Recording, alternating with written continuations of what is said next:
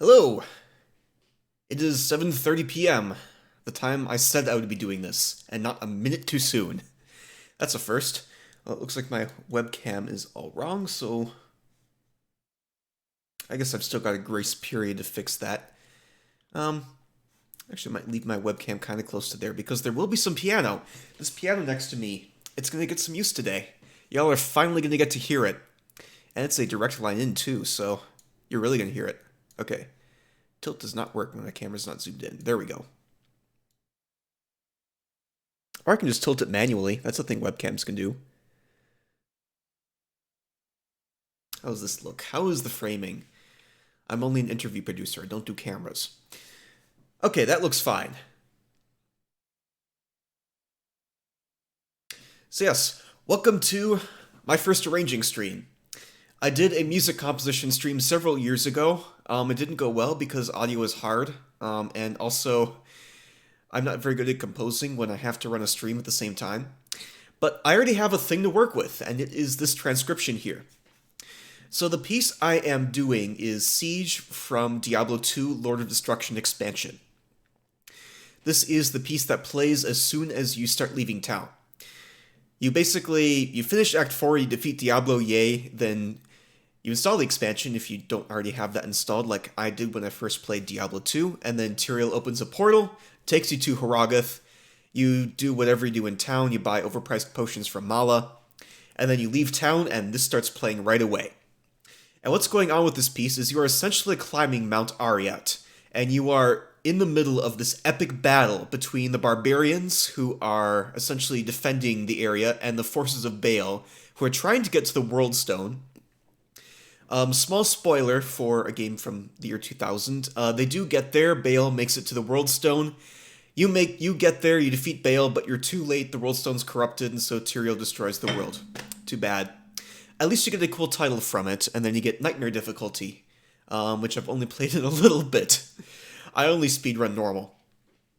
But yeah, during this whole piece, you are essentially climbing a mountain with these huge epic battles going on around you. If you speedrun it like I do, you just kind of run past all of that and you ignore the barbarians that are trapped in cages, who I'm sure are not very happy about that.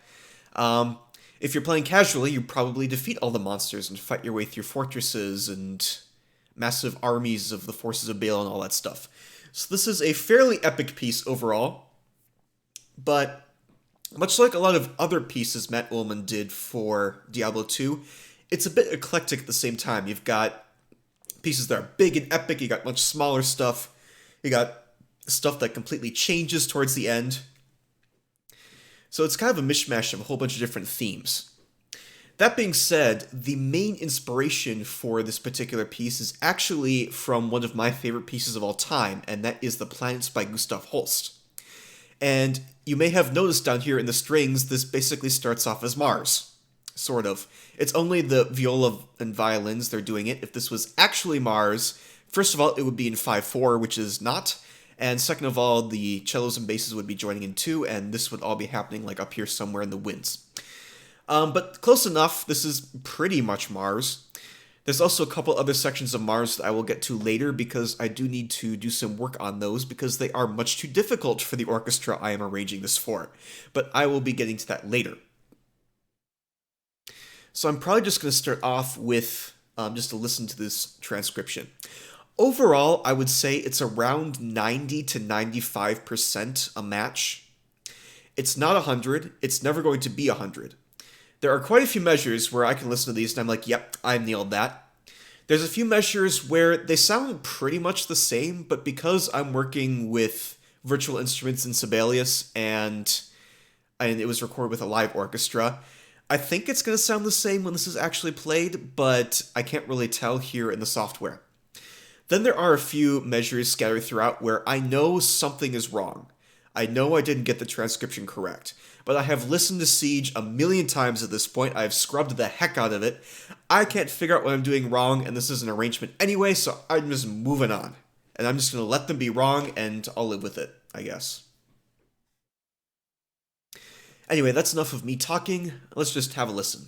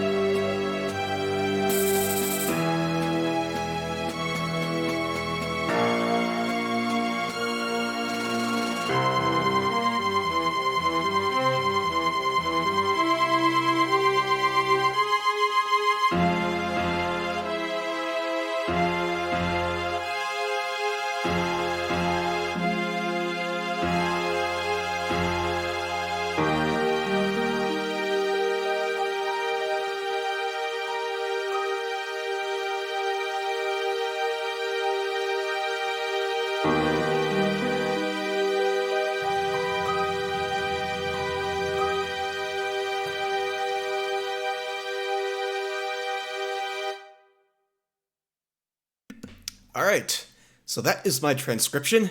If you're all familiar with the piece, you probably noticed. Like I did, some measures were there, some measures were pretty close, but instruments are virtual here.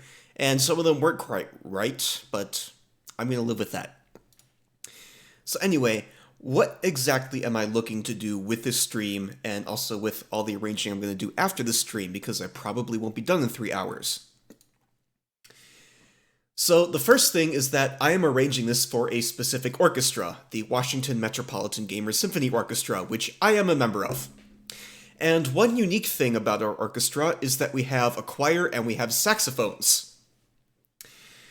The saxophones oftentimes don't get much love, especially with these big orchestral pieces, because most people don't really consider saxophones to be a particularly orchestral instrument. They can be fairly orchestral. If you look up on YouTube, you see that if the player knows what they're doing, they can blend in quite well, and I imagine our saxophones know what they're doing.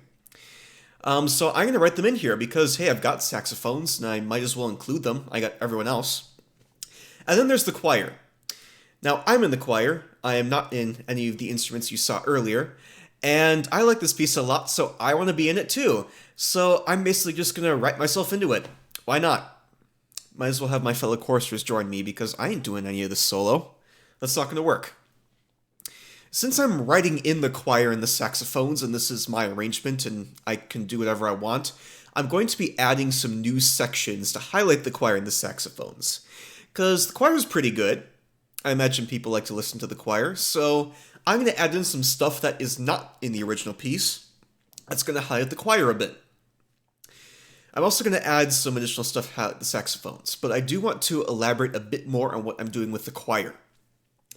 Now, if you've played this game at all, you know that as you're climbing the mountain and you hear Siege, you go through a few areas. You go through like, I think 3 areas, winding your way up the mountain or zigzagging, depending on whatever maps you have in that particular instance. And then you dip into ice caves, and you have an area of ice caves. Then you go through the ice caves, you go left out of the ice caves, I believe. You come out, you hear Siege again, then you go back into more ice caves. And so what I would like to do is I would like to introduce a bit of an element of that, with a choir a cappella section based on the ice caves. I did listen a little bit to the ice caves theme before this, and I think I can make it fit in one particular spot, so I'm going to attempt to do that. Since this is purely an arrangement, if that doesn't work, I can just throw it out and everything else is fine. I should also mention that I did do almost all the transcribing before I started streaming this. Transcribing is not particularly interesting for streaming. It's basically just me scrubbing back and forth a million times and like trying out a note on my keyboard. That's quiet. Hold on. That's better. Anyway, me trying out a note on my keyboard, it's like, nope, that's wrong. How about this one? Nope, scrub again. And it's kind of boring. But I decided to at least show you a little bit of the pain I had to go through the past 2 months to get to the point I'm at right now. So you all might get to see some transcribing, and it's going to be painful. But pain for me is probably entertainment for you, so that's great. Anyway, moving on. I'm also going to be making some changes to this piece that does not have anything to do with the choir and saxophones to make it more playable by musicians of the orchestra.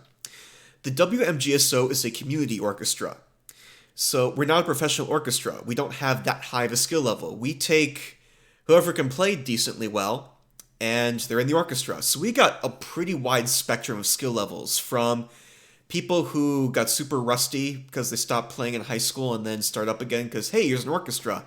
That was me, actually. I was pretty rusty when I joined the choir. All the way up to people who actually play professionally in bands. And I do have to accommodate that in my arrangement, because otherwise people are going to tell me to change it and they're going to get mad at me, and I don't want to make my fellow orchestra people mad at me. Especially when I have the option to not do that. So, I'm going to be making a few changes to this to make it a bit more playable for some of the players who are maybe at the lower end skills-wise. And the professional players, hey, you're in an orchestra. It's part of the job, I guess, even though we're not paid, we're not professionals. Anyway, a couple notable things is, first of all, while I was listening to this piece, I could pretty much tell that the contrabasses had C extensions, and amongst us arrangers, we are assuming that our basses don't. Maybe our basses do, maybe one of them does, but we're just assuming none of them do, so we are writing without C extensions. That means the lowest note a contrabass can play is an E below the staff. The problem is, there are quite a few E flats and Ds throughout this piece below the staff, so I'm going to have to change those somehow in order to make sure that our contrabasses can play those. Because we just got like 2 contrabasses last season, and I don't want to scare them off, so I'm going to do whatever I can to keep our strings. Second is one of the parts I mentioned earlier, which is how this piece is based around Mars, the Bringer of War. There's a section kind of 3/4 of the way through where the violins were going super fast, doing like a huge big scale. And that scale goes higher than we like to take our first violins and our second violins by quite a bit. I have a quick and dirty solution I'm going to do to put that scale in the playable range for violins. I don't know if it's going to work, but I'm going to try. Then I'm also going to watch out for some other stuff that our instrumentalists might find tricky. I think those are the main things, because the other instrumentalist stuff is fairly common and not too difficult. But speaking of the not strings instrumentalists, as you were watching the transcription, you probably noticed that if you're not a string player, you don't really have a whole lot to do, particularly the woodwinds. I actually didn't show the woodwinds because there's not a whole lot of stuff up there. Occasionally you'll hear the woodwinds come in, like you heard the flutes a whole bunch, and the piccolo, and the clarinets and all that. But bassoons don't really have much. Then in the brass section, tuba doesn't have much. Piano doesn't have much either. Percussion I'm going to leave because we're going to have percussionists moving around all over the place, so if one instrument like the tambourine, which only has one note, doesn't get much, and the chimes, I can have the percussionist do another instrument in the meantime, and it's all fine. It'll put less strain on our percussionists, I think. But I do want to give some more notes to the instruments that don't have a whole lot right now, because unlike Matt Ullman, when he was writing this, I'm essentially set in my instrumentation. I do have the option of removing some instrumentalists, but I don't want to do that. This is an everybody piece. I have made that decision, so I'm just going to give some more notes to people. It is possible those notes were actually given to those instrumentalists in the original piece, and I just didn't hear it. That is highly likely because there's a whole bunch of other stuff in the way, and picking out instruments, especially when they are doubled in unison, is really hard. So it's possible I may have missed something in my transcription, and I'm going to arrange it into my piece, and oh well, it's going to happen. That's basically it for what I'm looking for this arrangement, at least in the short term. There will be some other stuff like consistent dynamics amongst the orchestra and like other engraving type stuff, but that's for way later when I'm preparing this for submission. And that's kind of boring nitty-gritty stuff anyway. I won't be streaming that. Anyway, that's what I'm looking to do. No particular order. So first order of business is to add in the new instruments. So I do love looking at the pitch percussion, seeing like the crazy stuff that's in here. The Almglocken. Never heard of that. I'm sure it's in an orchestra somewhere. There might be a professional Almglockenist. But singers. I'll be doing standard SATB for this. There may be some to VC in there. I'm not sure yet. I'll figure that out as I go. Anyway, sopranos are in. There they are. Altos. I am a tenor, and now I am in there, and we got the bass.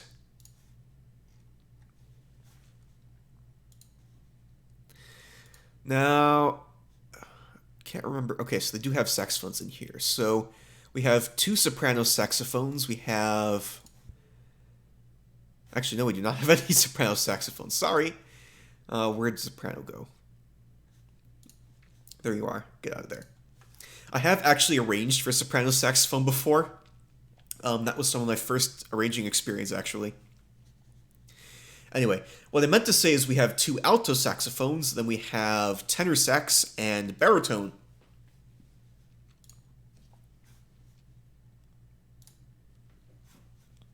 Now my score got a whole bunch smaller because I added more stuff. Before I prepped this for arranging, I actually had every single instrument on a separate stave, and it looked even worse than this does now. There was just so many instruments. Granted, it is not nearly as bad as combining orchestra with British brass band, but it was still pretty bad. Anyway, I am renaming this to 1 and 2 because there are two of them in our orchestra, and I will be including both of them. Oh, it looks like it already added a bracket for me. That's nice. Thanks, Sibelius.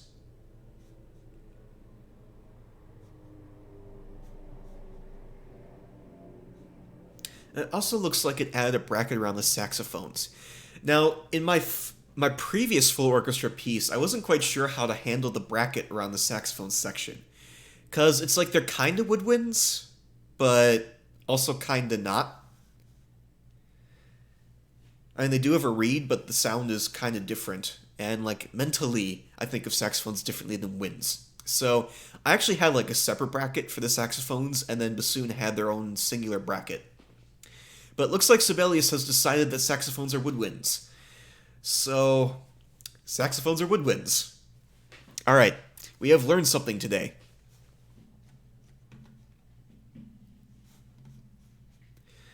Now I'm probably going to head to the first spot where I want the choir to do a thing.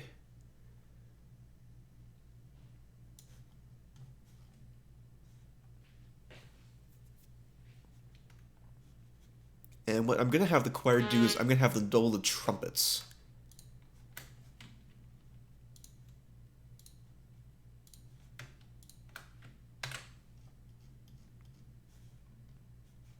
And specifically, it's going to be the tenors who double the trumpets. Oh,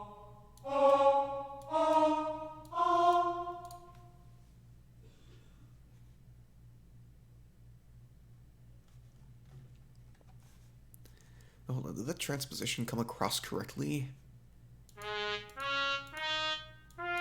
Yes, it did. Okay.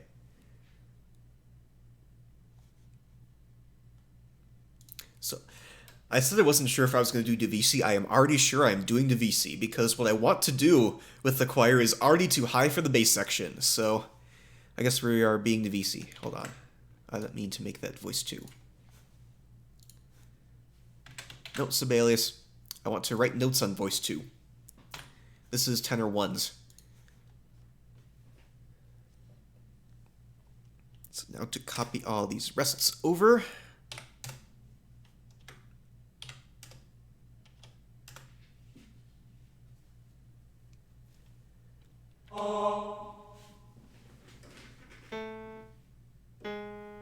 Oh yeah, we got 4 flats here.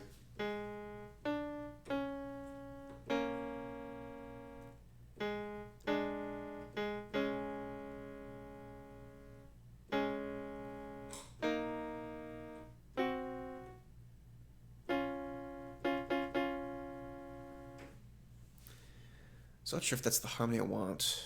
There's a lot of non-chord tones here.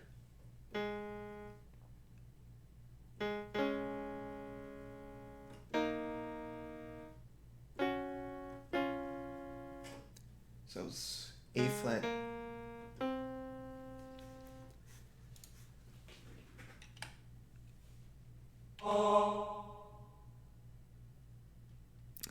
B flat. And then D flat. So in addition to being in the chorus, I also play violin, and because of that, I find D flat to be a weird note. I always think in like C sharp for D flat. Just how string players think. So let's try that.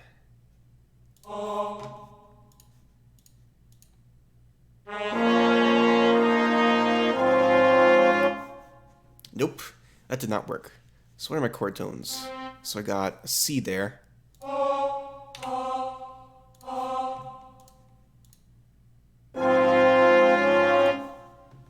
That's what I want. So I have a B there, so that's fine. So maybe go A, B, B, C.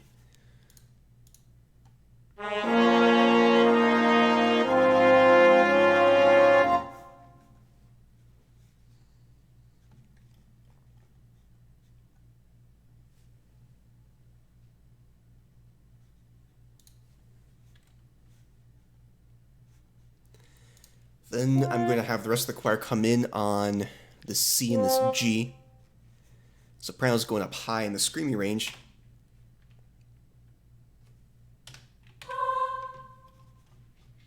Hold on, that's not a C at all, because this is a transposing instrument. It's an F.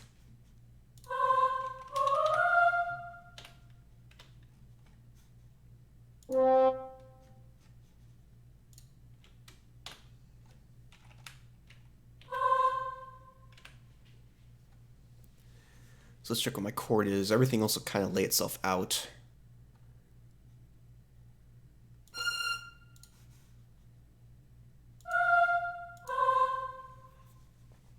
I think I'm on an F minor.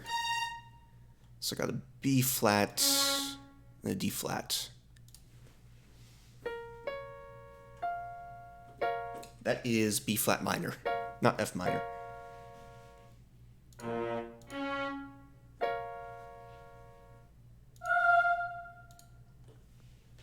So I'll start the bass at a very good place to start the bass, and that is on the root.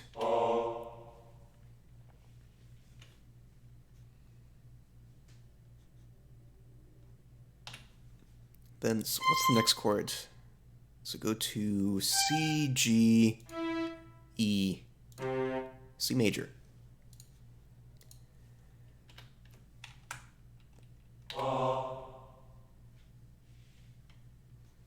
What a weird chord transition. Anyway, so there's B.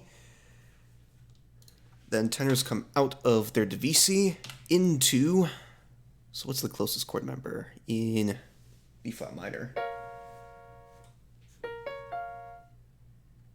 don't know if I want to take us up to F. That is a very big distance from the basses. That's because basses are like here. Yeah, basses are like down here, so I've been taking us up to like here. And you don't want an octave between tenor and bass, or more than an octave, I should say. So I guess tenor ones are going to have to come down.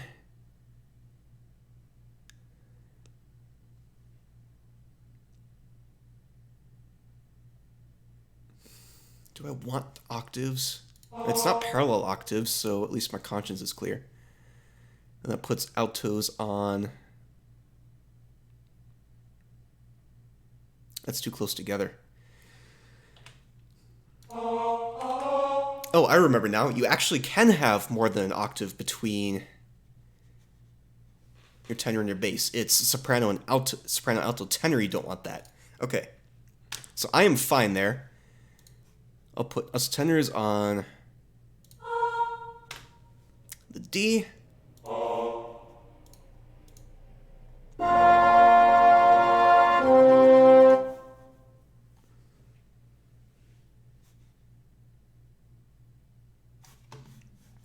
So I need to turn the choir up in the mixer, because otherwise I ain't going to hear this. Okay, there we go. So I'm going to start from there.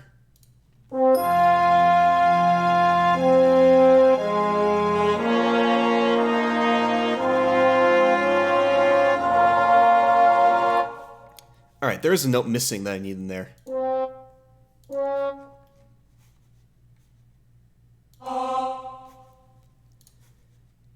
It's that one.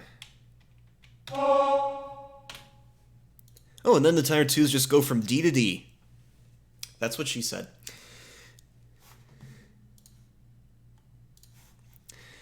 So, this is a C major chord, so we start from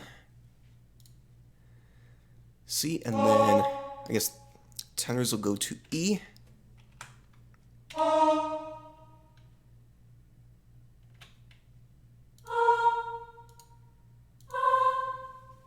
Well, that kind of locks in the altos, because I do want the sopranos on that C. What happens if I put the altos on the G?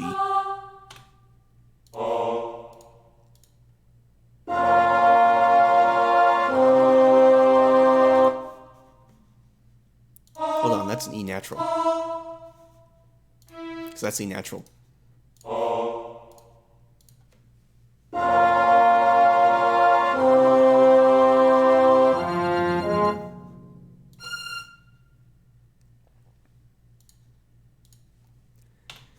Then the reason why I had the sopranos stay up there is because I actually want them to double that violin F.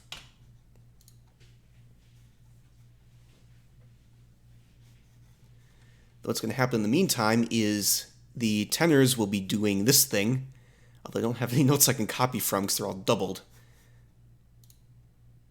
Actually, is there a selection filter in Sibelius? There better be. Yes, there is. I remember now, and it's a pain to use. If only I could remember where the filter is. There it is. No, there it is.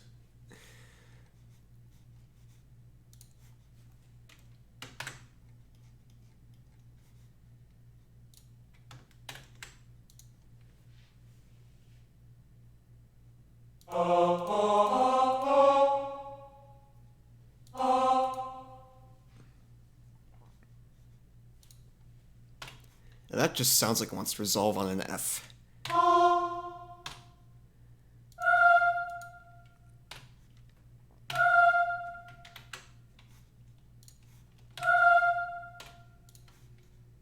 Meanwhile, sopranos will be pedaling up there.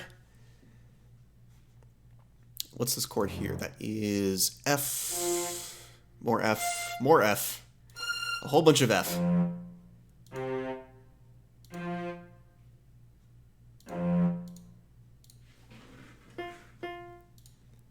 Because Matt just loves putting all the strings in unison. There's several points where that happens during this piece.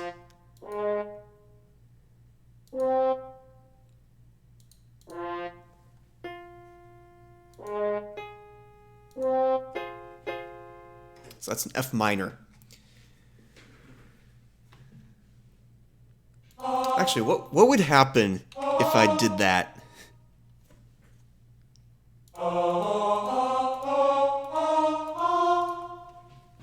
What would happen if I did that?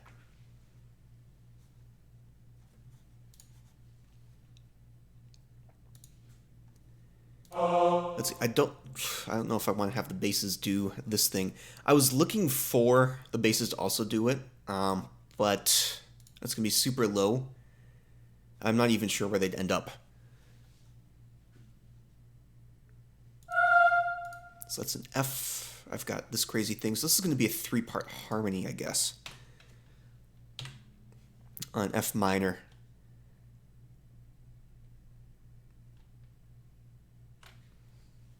So I'm going to start with the altos on... No, not going to start with the altos on C, because that's a big skip there.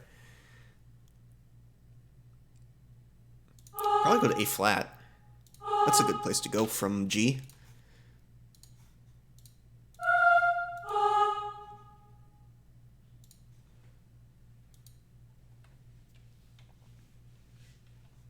Well, I guess the question is, the way I'm hearing this in my head is that both sopranos and altos going towards the higher end.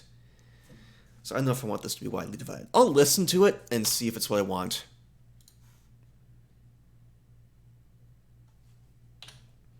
I do have an idea for this, though.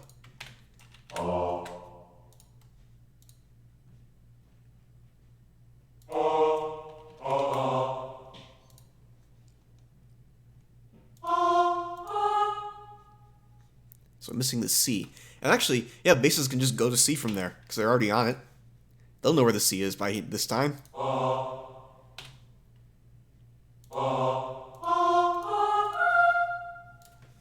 So I think that's all my notes.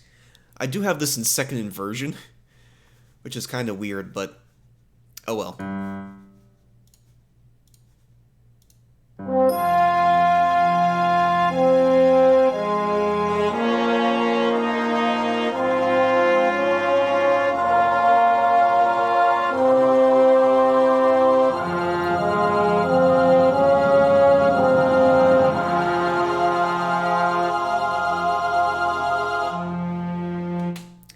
actually sounded pretty similar to what I want.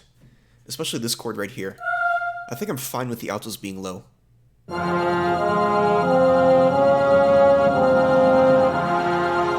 going to try the altos going high.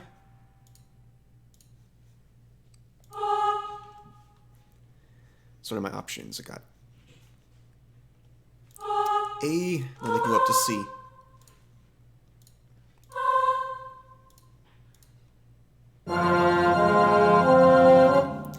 Nah, I don't think I like that. A it is.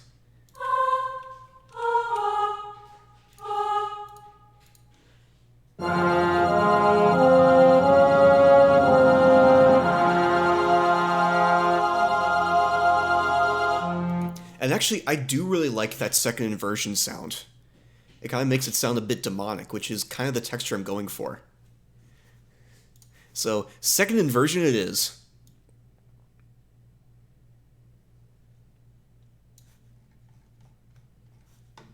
Now, I do also want the saxophones to participate in this part. So we got all this brass here, so might as well. At the same time, I could probably add the bass trombone and the tuba. Just have the tuba do the same thing the cello's doing. Most of it, at least.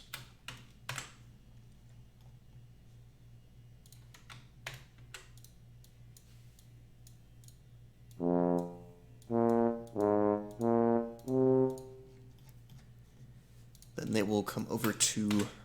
Nope, that's not what I wanted to do. Then they'll join the basses.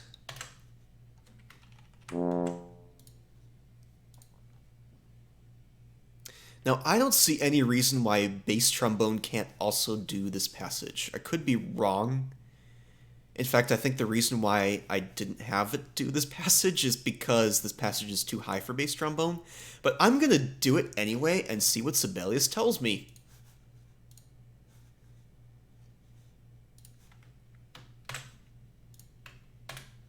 And Sibelius tells me that is exactly why I did not do that. Now, I don't want to double this in octaves, so I'm not going to put that down. So what I might do is I might have the bass trombone become a tuba. That's a valid move. I'm going to start further back. I'm going to start from here.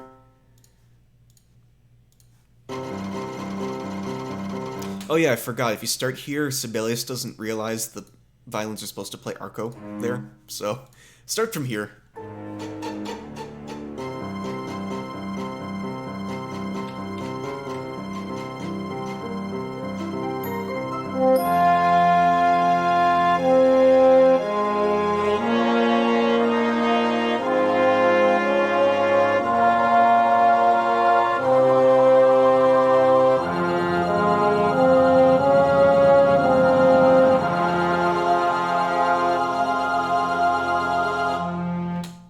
Okay, I think that's good. This F did come in kind of strong, but I will leave it up to the conductor as to how strong they want that F. Anyway, I said I was going to add saxophones, and then I did not do that, so let's add some in.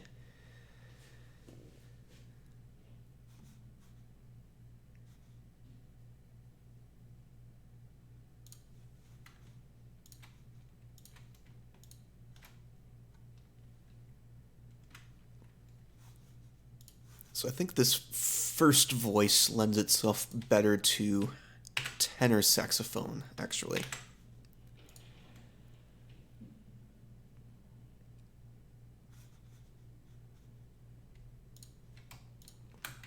Then I am going to have actually both alto saxophones double the trumpets there.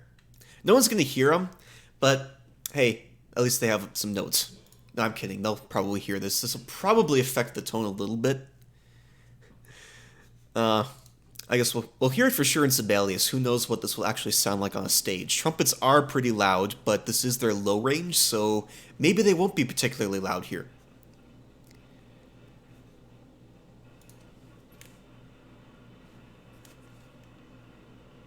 Oh, my roommate's taking a shower. That's what's going on. Okay. I was like, I haven't heard that noise. That's not my air conditioning. So it's going to be loud for a little bit. move my microphone away from the wall, but only so much you can do. Stay hydrated, folks. Anyway, I was in the middle of doubling some things. I don't know if I want to have baritone sax do this. Because the F was already really loud. And then I'm just going to make it even louder by adding a third instrument there. It's just going to be this big F from, like, the back row of the orchestra. Bass trombone, tuba, and bari sax.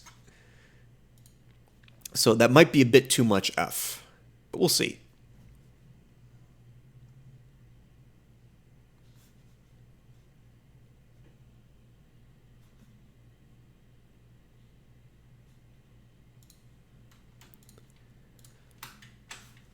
Yes, filter.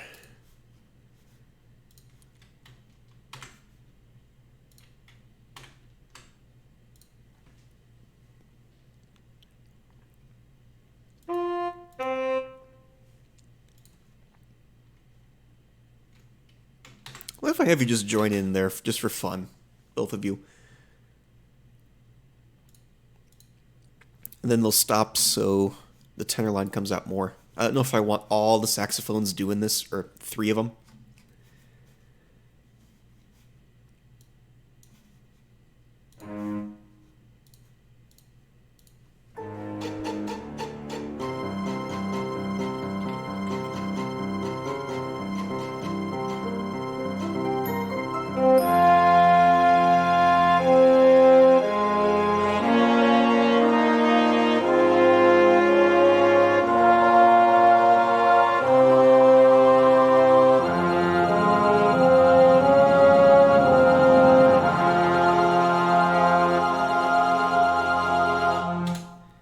Okay, that is indeed too much F.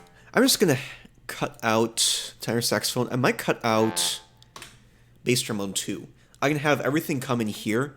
This does seem like an okay spot to have the other instruments come in, so I'm going to leave it like that.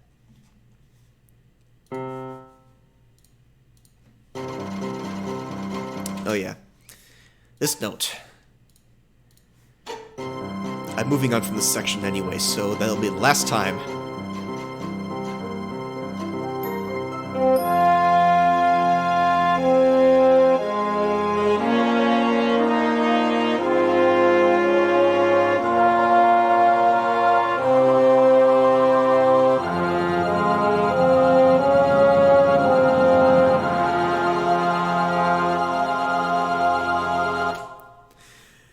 So I asked the question, what would happen if I did that E flat? And that's kind of weird, that E flat just kind of comes out of nowhere. It's like, it got all these doublings going on, tenors doubling saxes, basses, and octave below tenors, and then suddenly it's like, wait, there's an E flat there.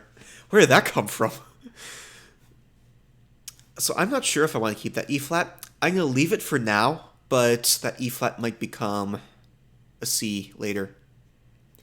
A jump from a C to an F is okay, I guess. We can rely on our fellow sopranos for that F anyway. Or the violins. Well, actually, violins are on the other side of the orchestra, so we won't hear them. But anyway, so on to the next section. Now, I have to remember where I wanted to add the choir next.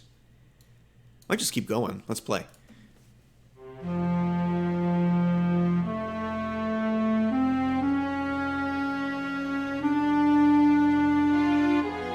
I remember what I wanted to do next, and it was not add the choir. It was this. So this section, this is a cool section.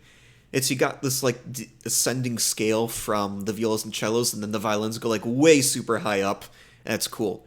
Problem is, our violins can't play this as an ensemble. I'm sure a couple of them can play that in real life. I'm sure Elle can, but the ensemble, not so much. So this one is coming down. Now that's going to put the first and the seconds in unison, and I lose what was going on here. However, it just so happens that the piccolo's not doing anything right now. The flutes are doing stuff. They got these cool scales here along with the oboes. But Piccolo's just sitting there, wondering where they are in this grand scheme of things. Well, the answer is they are going to do what the first violins were supposed to do. Not that. That. So that way I don't lose those super high notes. I have kind of a similar instrument there, and this is something the violins can actually play. Now, it's not exactly the same, but it was never going to be because the violins couldn't play what was there before. So, let's check this out.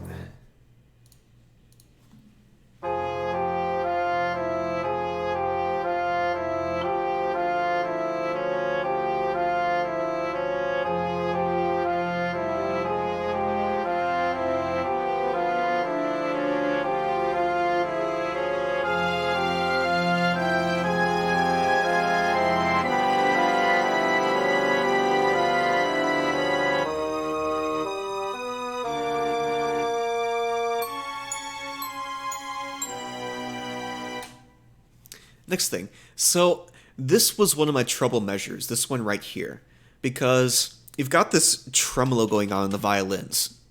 And another thing I heard is another note coming in over the top. The problem is, it is really, really hard to transcribe tremolos. Like, you have no idea how many hours I spent just scrubbing back and forth getting to this, and this measure is wrong. I can hear that just by listening to it right now. Because having the first violins pedal on those notes while the second violins are tremoloing whatever the heck this is, that just sounds weird to me. So this is going away. And I'm going to make the first violins do that too.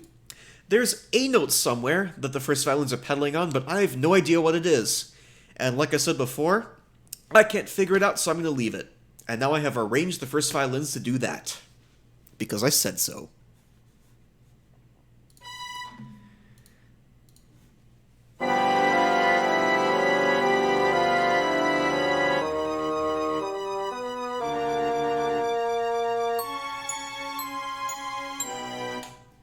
Now, this is an instance of it sounds wrong in Sibelius because I'm using virtual instruments. This tremolo is going to be a lot faster than this.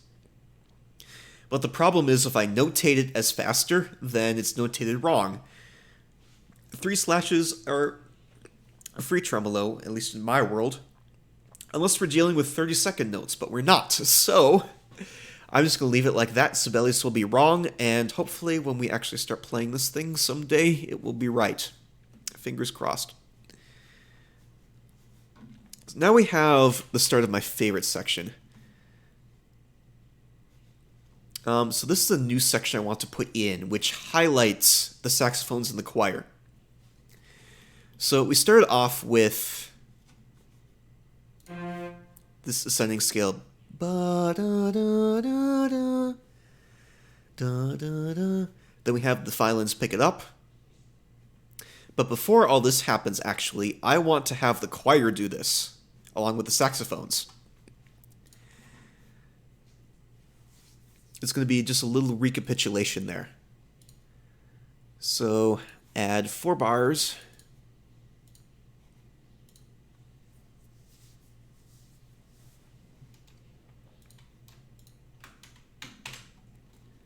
Actually, no, this is not a unison. So this is soprano's time to shine again. They're going to be going up there. Actually, it might be too high. I don't know if our sopranos can scream that high.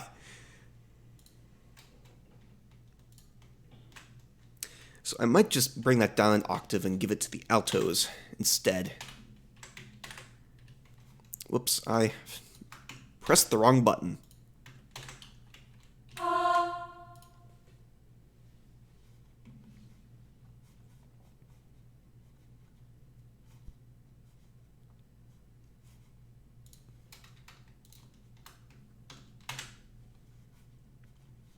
Then for this, what I will do is I will have...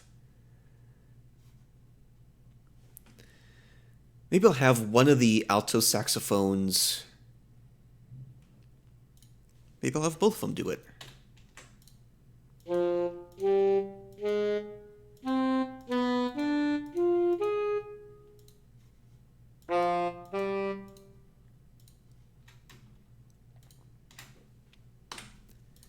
They'll have the other ones pedal on the chord. I will have the basses continuing this thing because we need some bass.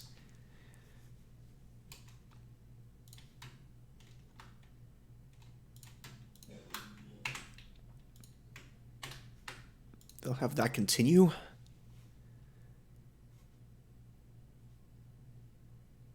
I think these are the same chords, so I can just have the violas and cellos keep going.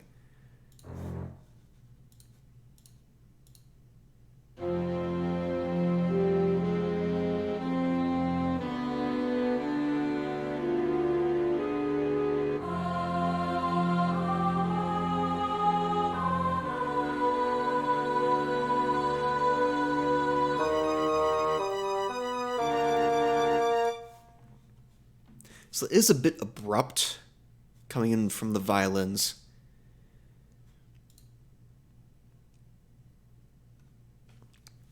So I'm thinking,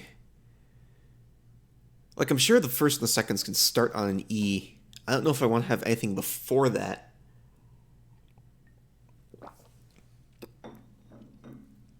Because if I did try to have the violins go low to get out of the way of what the choir's doing, then I'd have to go all the way from whatever low note I have up to E.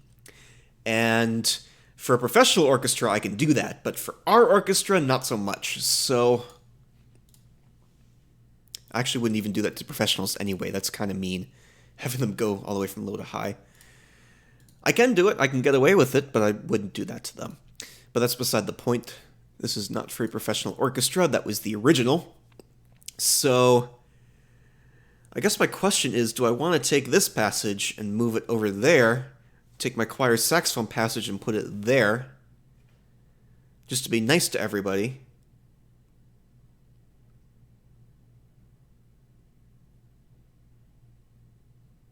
Or do I want to mix it up a bit?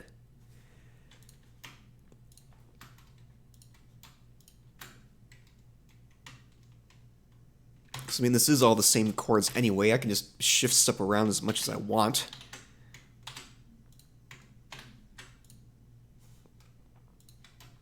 Altos go here.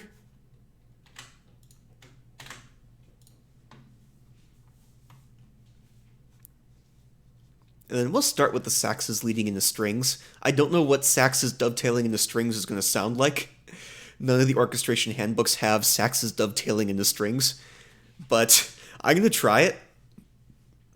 Maybe it'll work. Maybe it won't. Who knows? It'll be fun.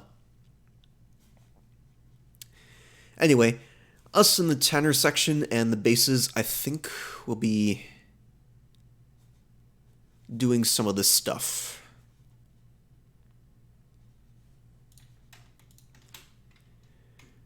We shall be trombones.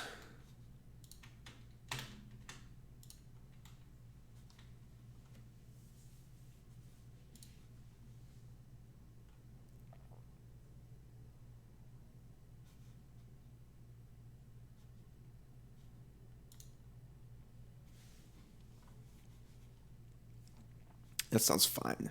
Now, what is my chord? I've got 2 Fs and a C. We're in F minor again.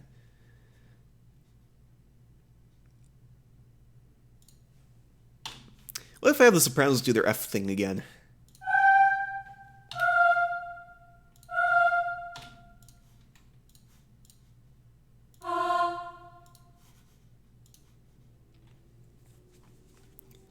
So I had saxes up there. At least the alto saxes, one of them. Now, alto saxes can't really go much lower than this, so maybe I will have both 1 and 2 in unison there. Then tenor and baritone will be doing this. Will they be trombones now?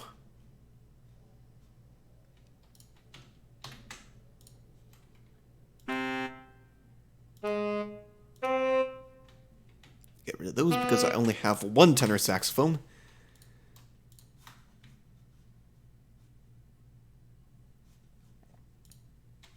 Now, how do you exchange voices in Sibelius? I don't remember. Just press that button. Yep, okay. We're good. Let's see what kind of mess I've made of this section.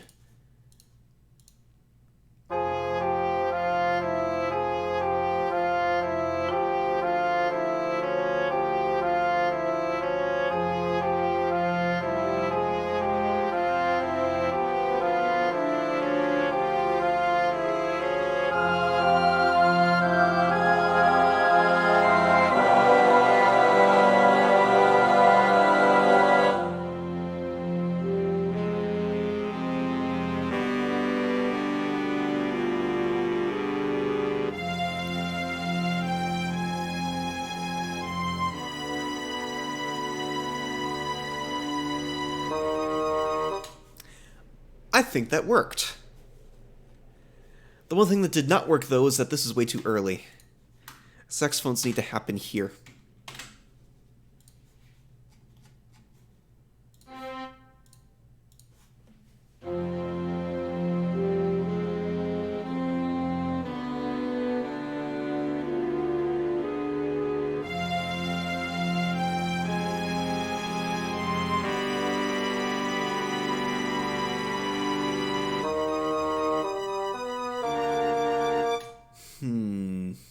I don't know if I like this.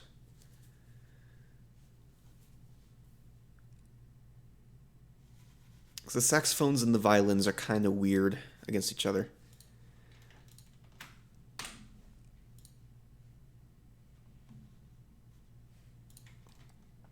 So what I might do...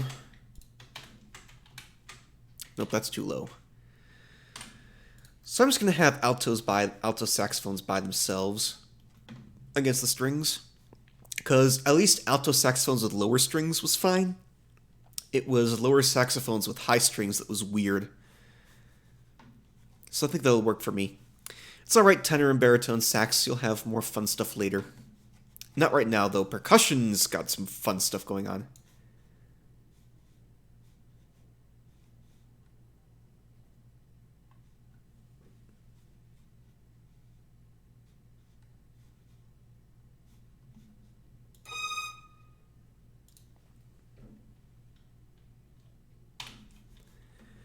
I actually realized I also wanted this to be a chorus section, so...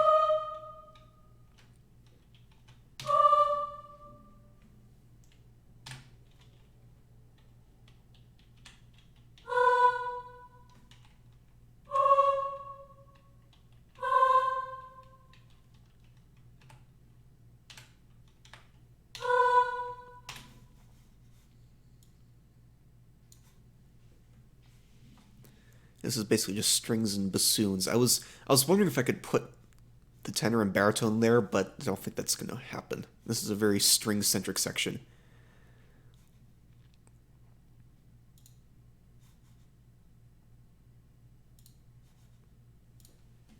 Now, I guess my question is, I could probably do this as double eighth notes, but I don't want to. I want it to be quarters, just because of how voices work.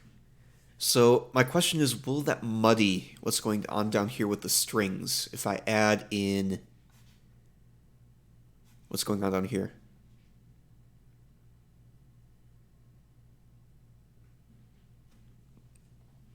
Or I might just have the entire choir do chords.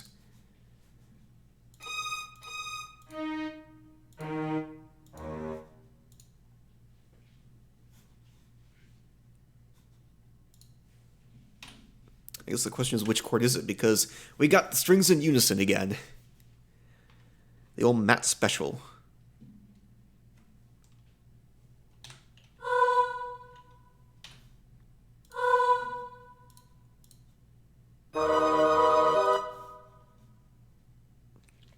Or I could just do fifths. That's an option.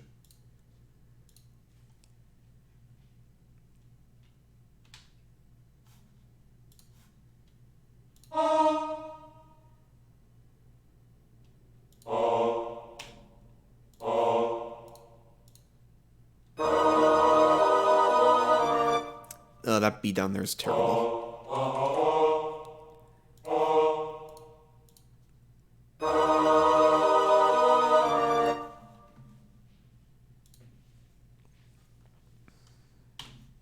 That fixed it.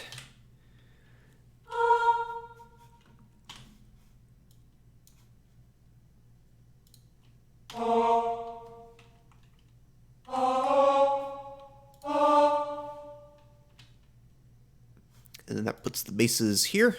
I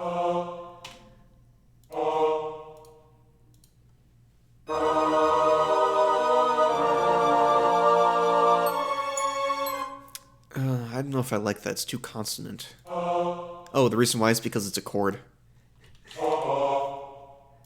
Silly basses, you're supposed to be down there.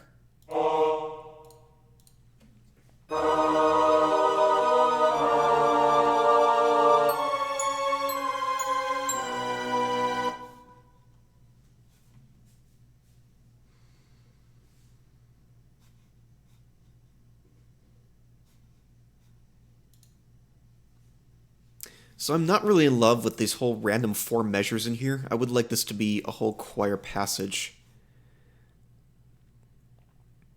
I'm kind of wondering what I want to do with the choir to make them kind of fade out while the saxes are doing stuff.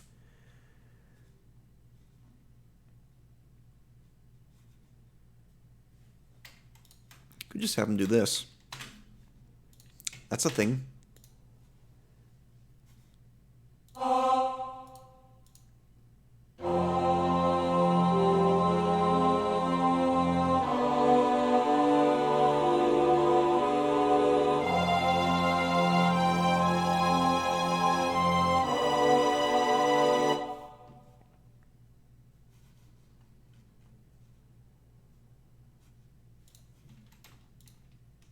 So this actually wants to be this big French horn thing wants to be there.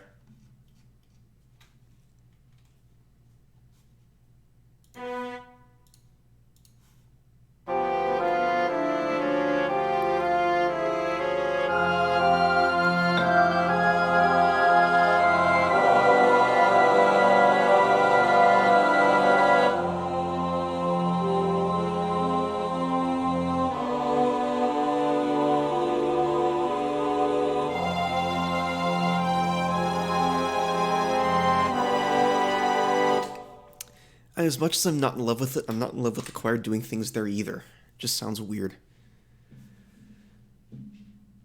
So it'll be 2 measures of stuff, then 4 measures of nothing, then 2 measures of stuff. Oh boy.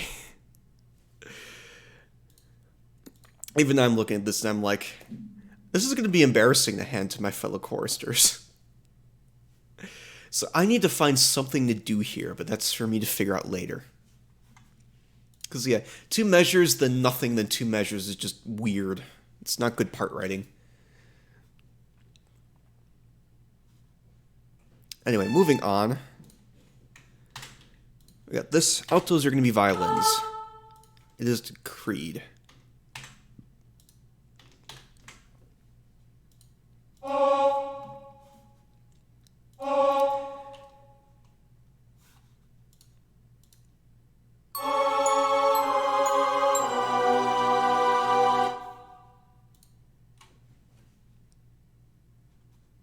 Let's record here. We got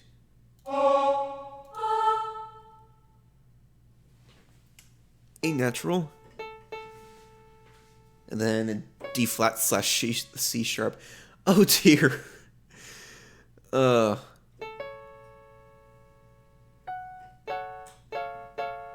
that's what it is. So I'm missing an F. Also, this is an augmented chord.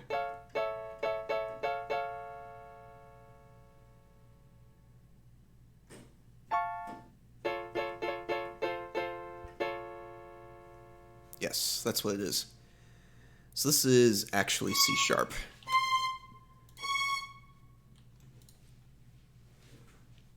I know it doesn't make sense to put a C sharp when I have a D flat in the key signature, but that's just how music works, okay?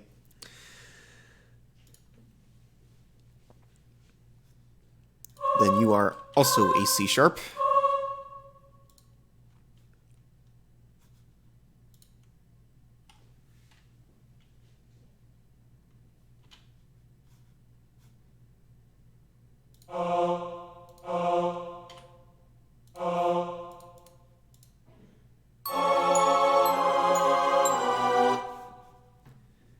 We got here, we got 2 B's, more B's, a G. I don't think that's a G major chord though. Wouldn't make any sense.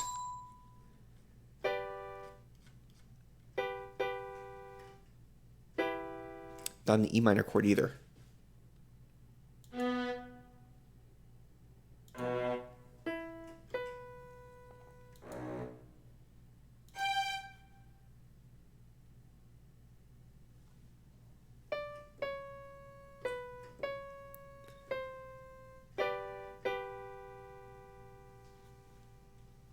Man, this chord's a mystery.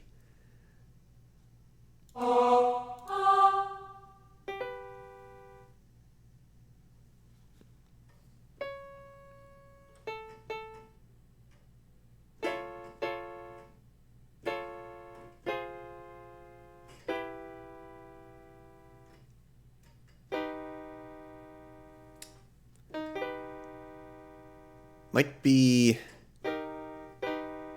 E flat augmented? What happens if I put E flat there? It kind of makes sense in terms of the other notes going on. Might sound terrible, in which case it is not E flat augmented.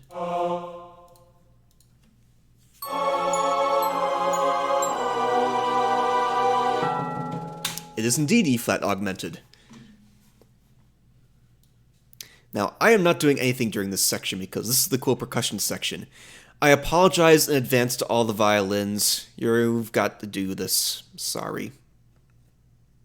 It's in the source, and if I don't put it in, everything just kind of sounds empty. And this section's like super minimalist. So, yep, sorry violins. One other thing that's kind of a conundrum is that we don't like taking the violins above A, but the first violins, I should say the first violins above A. The first violins are on this E like forever, and they go, very slowly go F, then G, then A, or then B.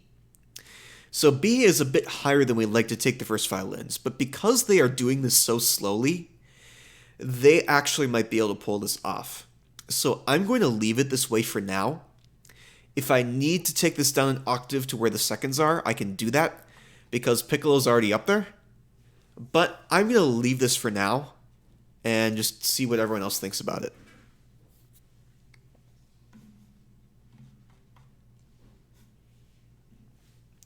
Anyway, that brings me to the next place where I want the choir to do things. It is right here.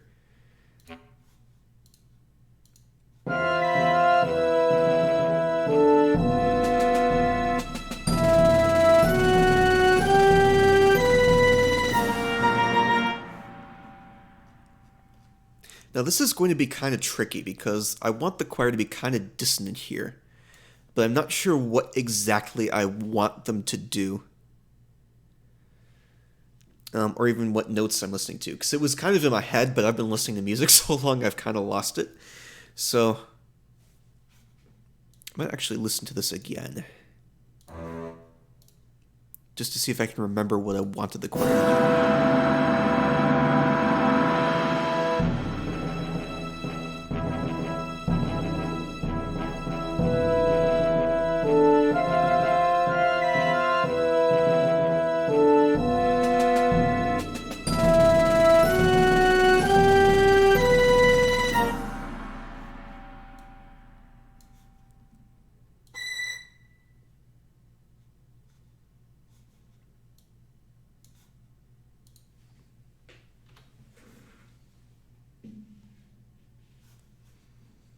So maybe I do want... I mean, everyone's doing B flat. So I know one of the notes in the choir will be a B flat. I don't know who, though.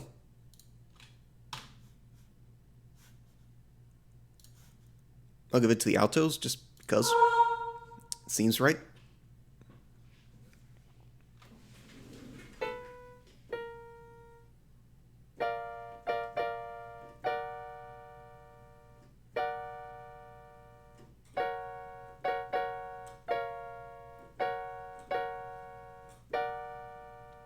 Maybe that's my chord.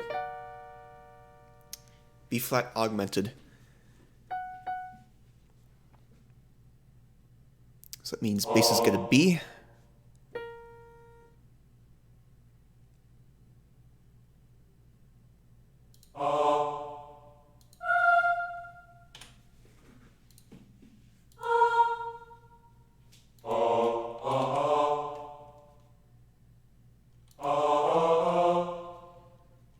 Yeah, these are too far apart, so sopranos are up here. That's like 2 octaves. Might be too far.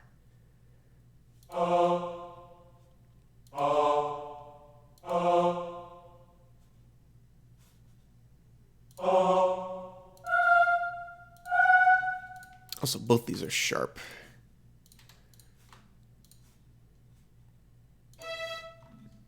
Let's see how this sounds.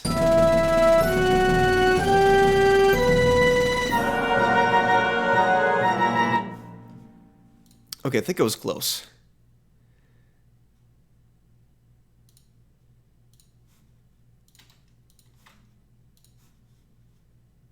Maybe it is just a regular old B chord.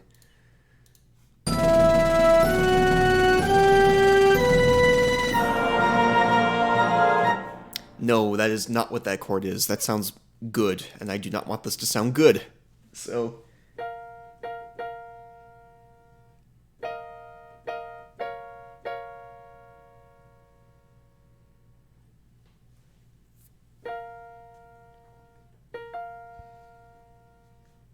does someone have an F sharp in there? I swear everyone's got a B. Because it was the F sharp that was wrong. At least that's how it sounded to me.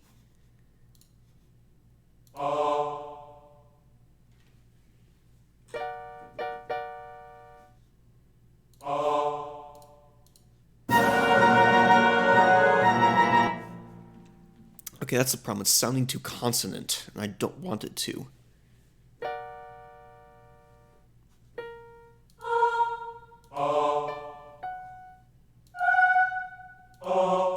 So those are all the notes I want in the chord. What if I bring the tenors up there? That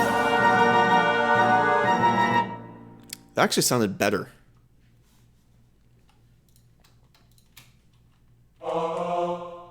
So I will bring the basses up, make this second inversion.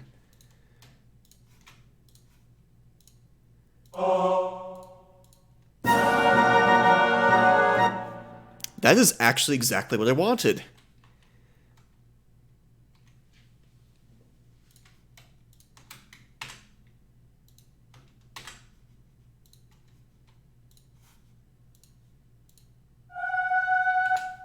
Play everything.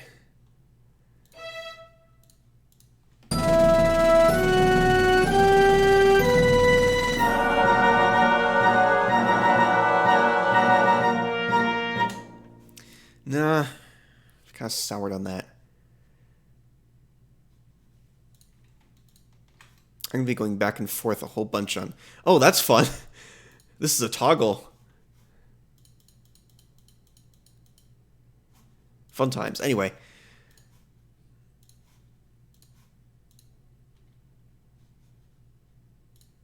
I also wonder if I have the chord wrong. That could be a thing.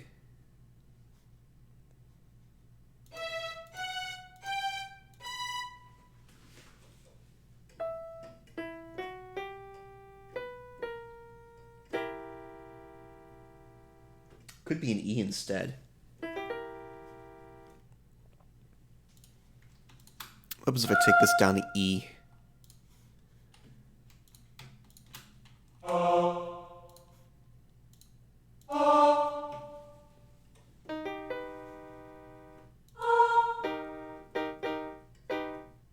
Well, these are... Okay, so it can't be an E augmented. Actually, I'm... So it's E diminished, maybe?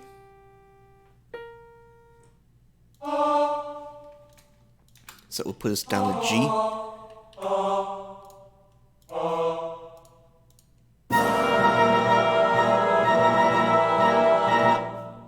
Okay, I think I found the chord. The voicing is all wrong, though.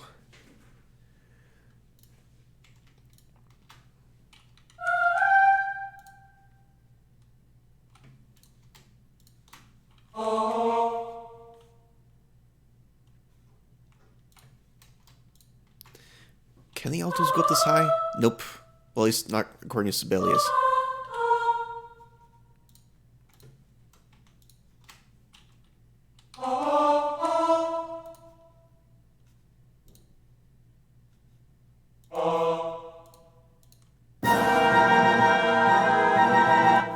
I don't want the sopranos up that high.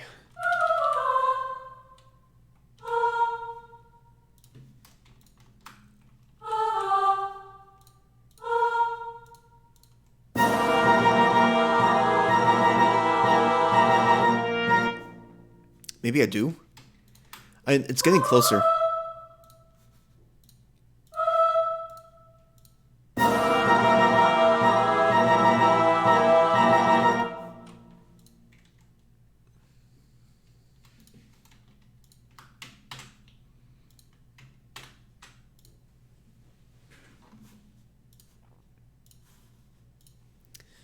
Uh, what other options do I have?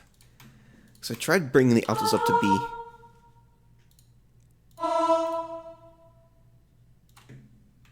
Then a G somewhere, and the tenors are not on the G.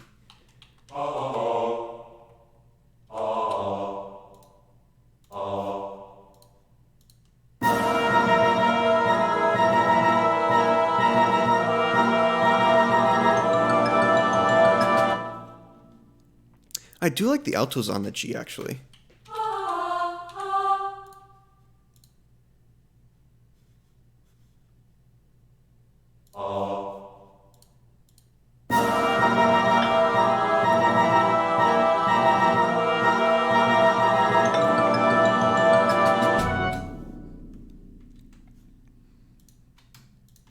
So since I've got a G already, it means basses are on E here.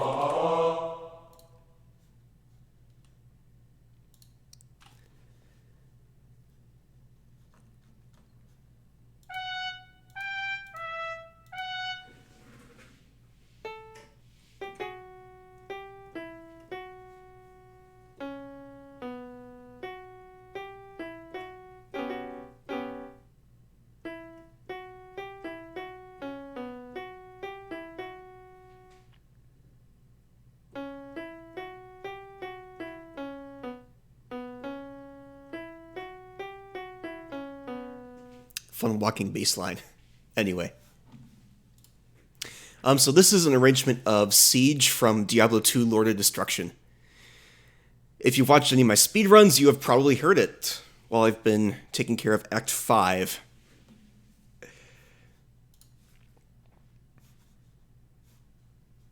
So now I need to figure out what the chord is for the second section, and I do want this to be consonant, so it is going to sound good.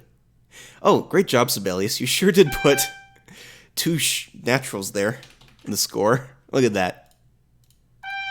It's just two trumpets there.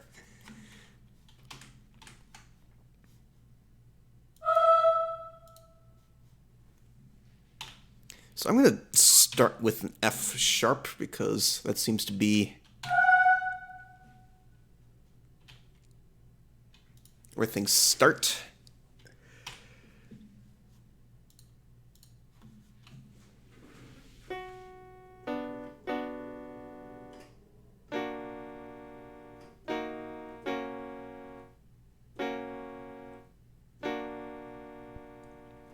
Maybe I do go with the augmented B there.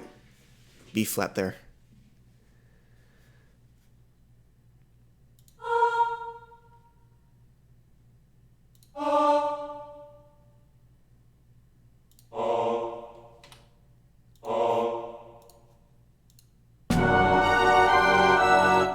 Ooh, yes. That is good. I'm going with that.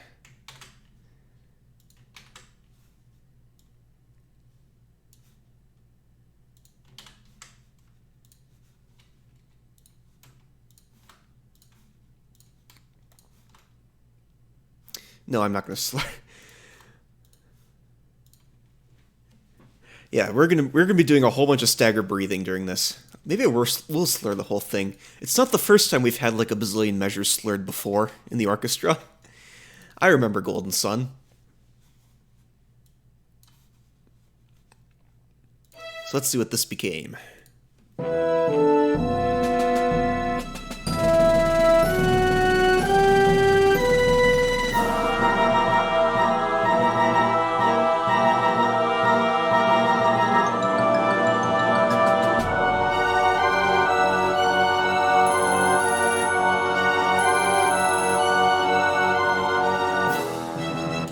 So I'm still not happy with that first chord.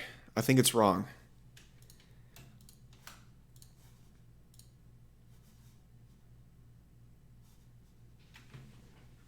So what other chords have B in them?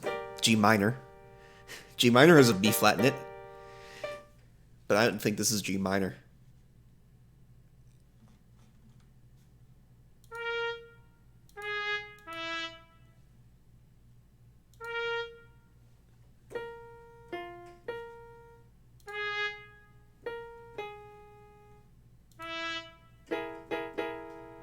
Well, that's a chord right there, isn't it?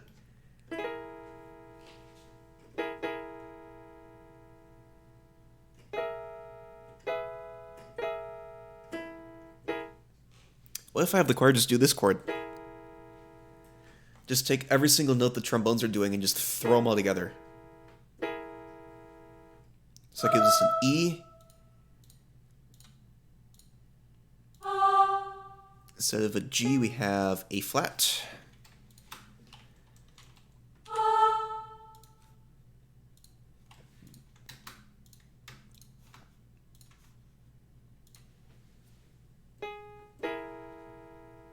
Then we got the E again, and oh, no, that was a G. It was an E, so I had too many E's here anyway. So we got the high E, and then we got the A flat.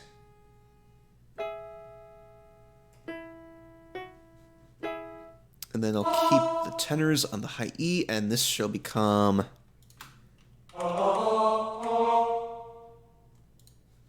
It's already B flat. Let's see what this is.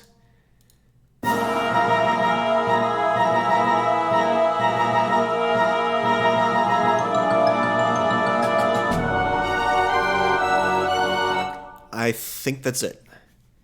Now, this chord always seems to go wrong when I start in context, so I'm going to do that just in case.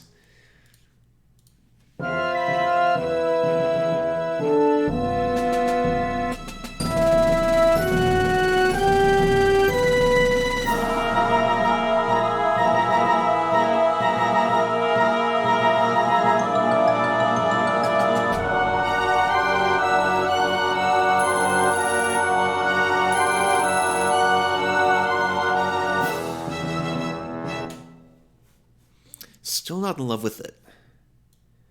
I think the first chord's better. It's the second one. It's having issues.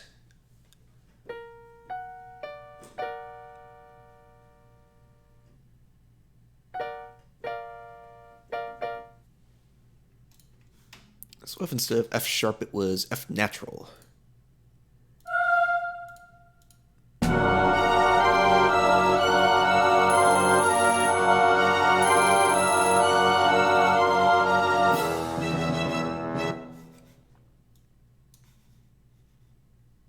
Try that again in context.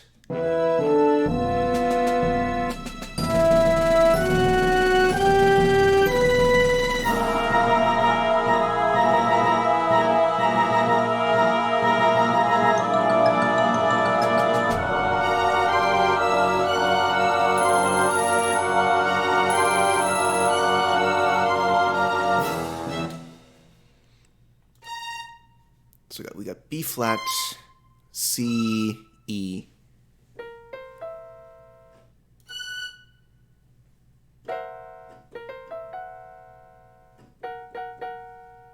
So I was right to have the F sharp there. Gotta have the F sharp. Well,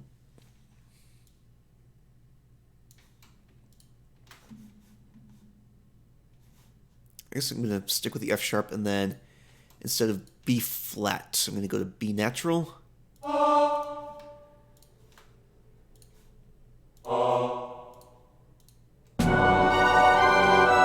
Something went terribly wrong there. Wow.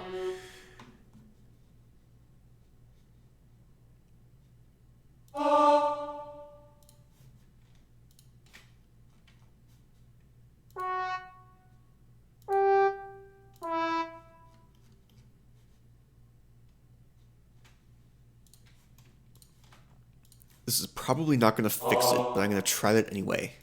No, that is wrong. This is not a major chord. So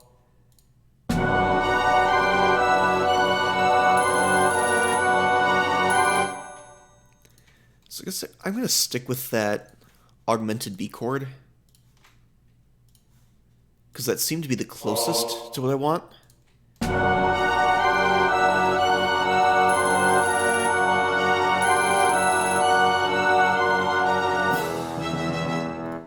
And then maybe someday off stream, I will figure out what I actually want here. But I'm going to move on for now.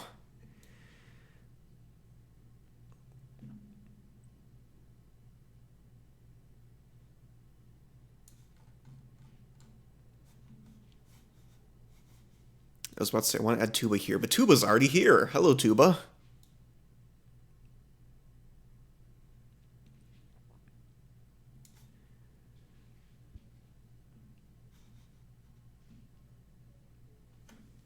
So I've got the trumpets and trombones already going.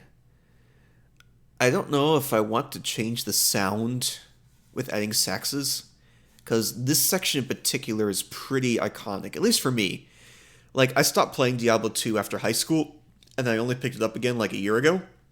And this is one of the sections from this piece I remembered that whole time. So I don't know how much I want to change it.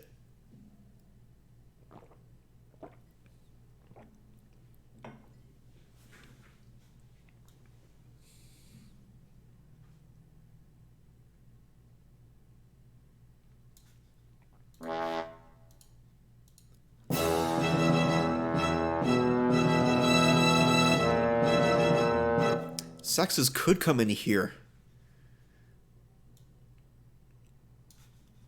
That's an option.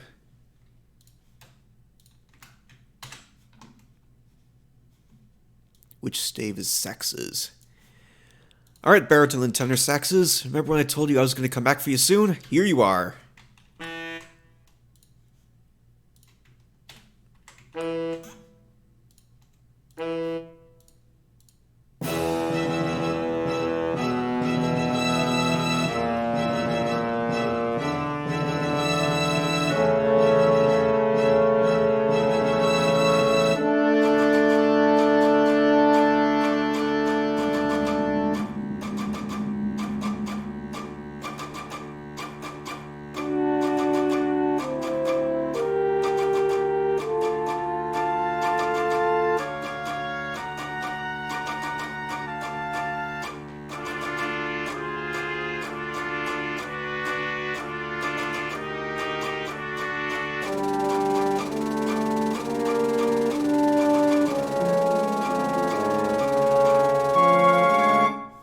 So that section sounds kind of empty.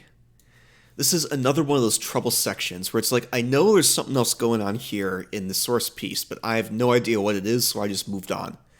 But now that I am back here, this is my chance to add more stuff. And I think the thing I'm missing is the bass voice.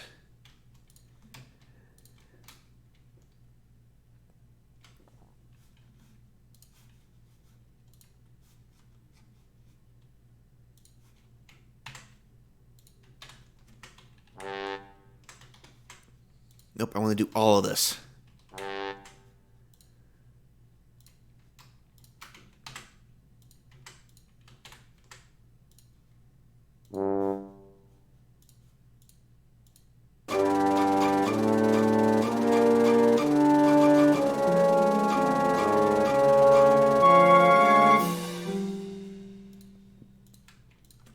How low can the tuba go? That low. That's low.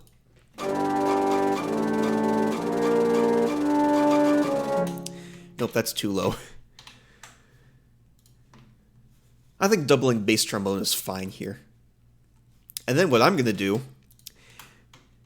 is I'm going to have saxes do things.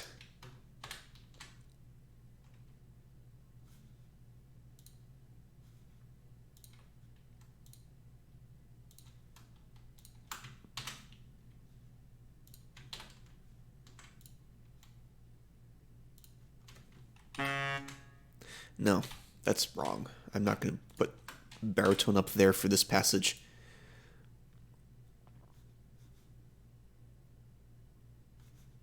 What if I just have them pedal that C sharp?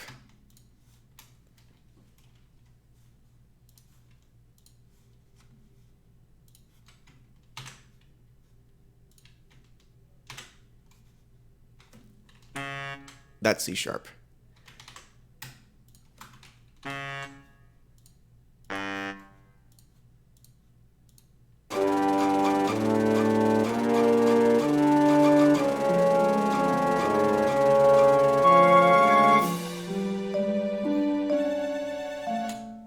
That's fine. Now, I had an idea. I don't know if this is going to work, but it's a way to add some bassoons in there.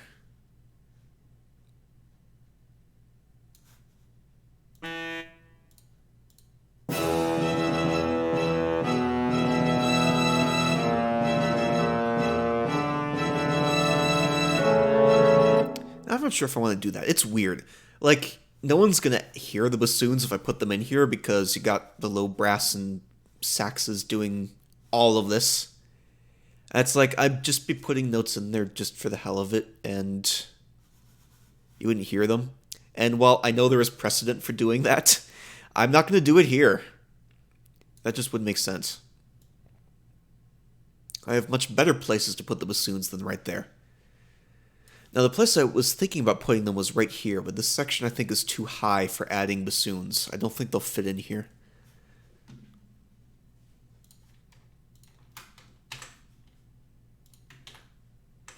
I'm also not sure tenor will fit in here.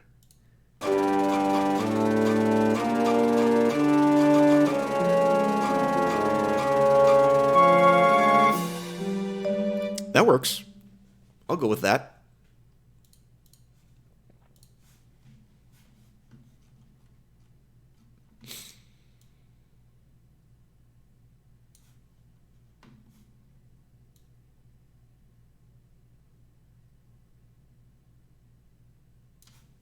So now we have come to this section. I don't want to change anything in the previous sections, I don't think. Not yet, at least.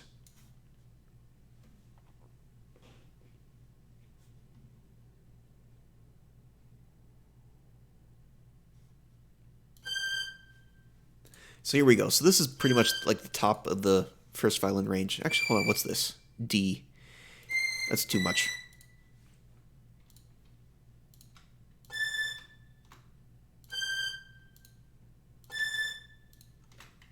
What if I do that?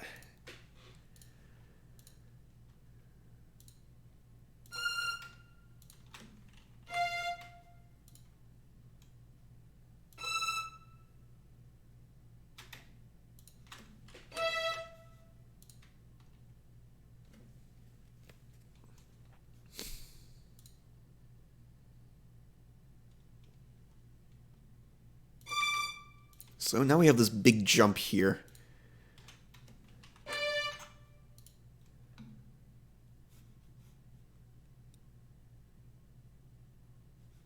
It's like right in the middle of a run. So this pretty much this whole run has to go down an octave. And then we're going all the way from like this to that. Those poor violins. What am I going to do?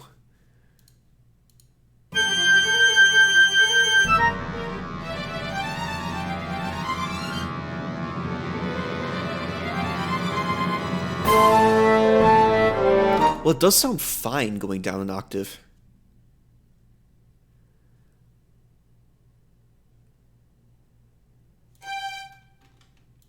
If I do the same here. That actually might be okay. I might be able to work with this.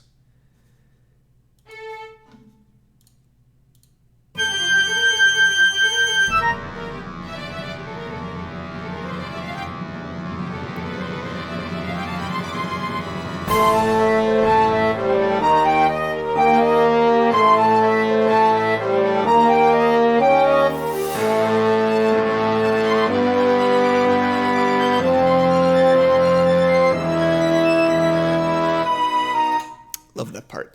Anyway, I am hearing a good opportunity for saxophones, so I'm going to put them in.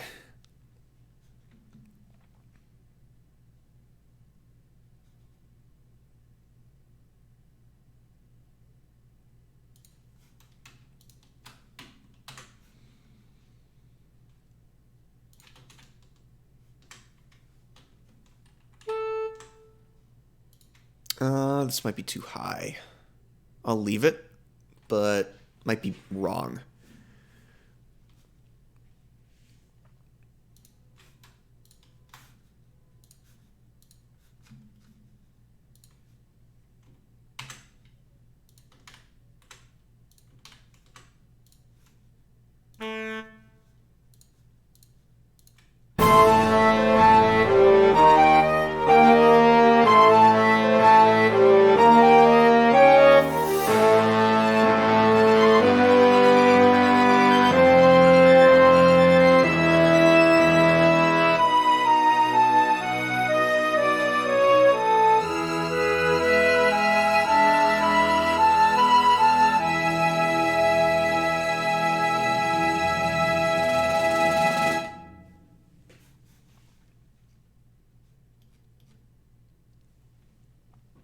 I've been going for an hour 45. Nice.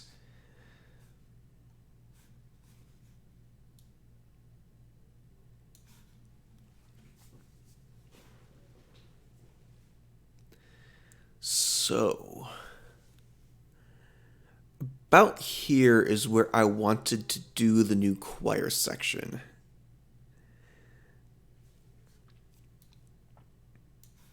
Right in this spot here.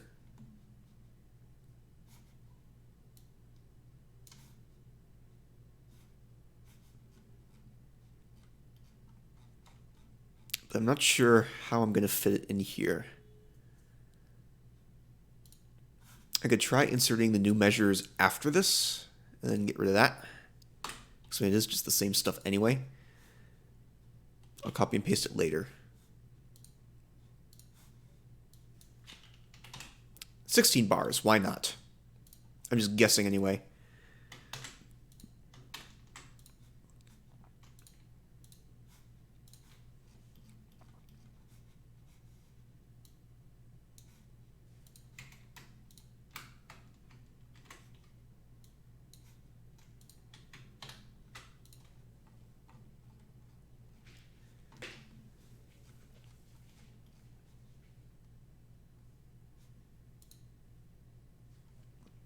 And what's going to happen is the strings are going to be on this big chord here. That is actually just a unison E, because of course it is. And then that's going to dovetail into the choir. So these need decrescendos.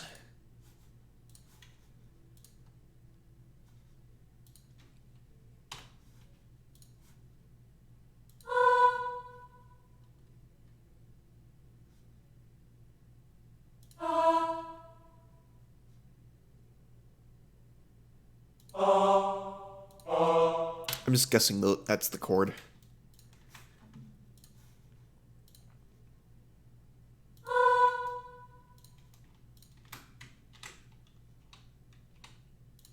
The choir starts from nothing and comes in.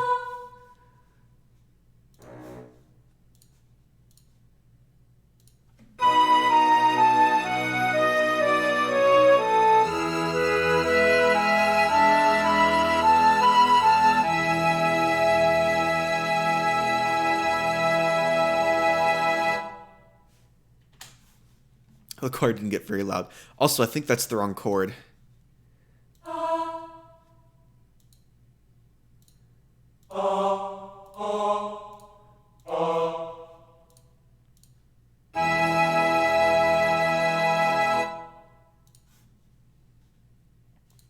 What's going to happen is the choir is going to grow up to a forte, because this is the choir showcase section. Come on, Sibelius.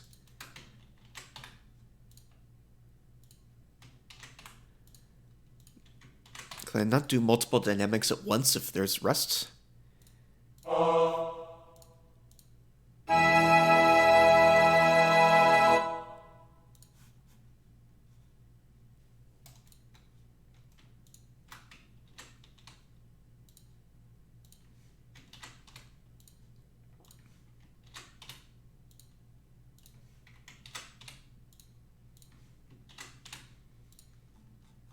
Then there's stuff happening up here in Flute Land.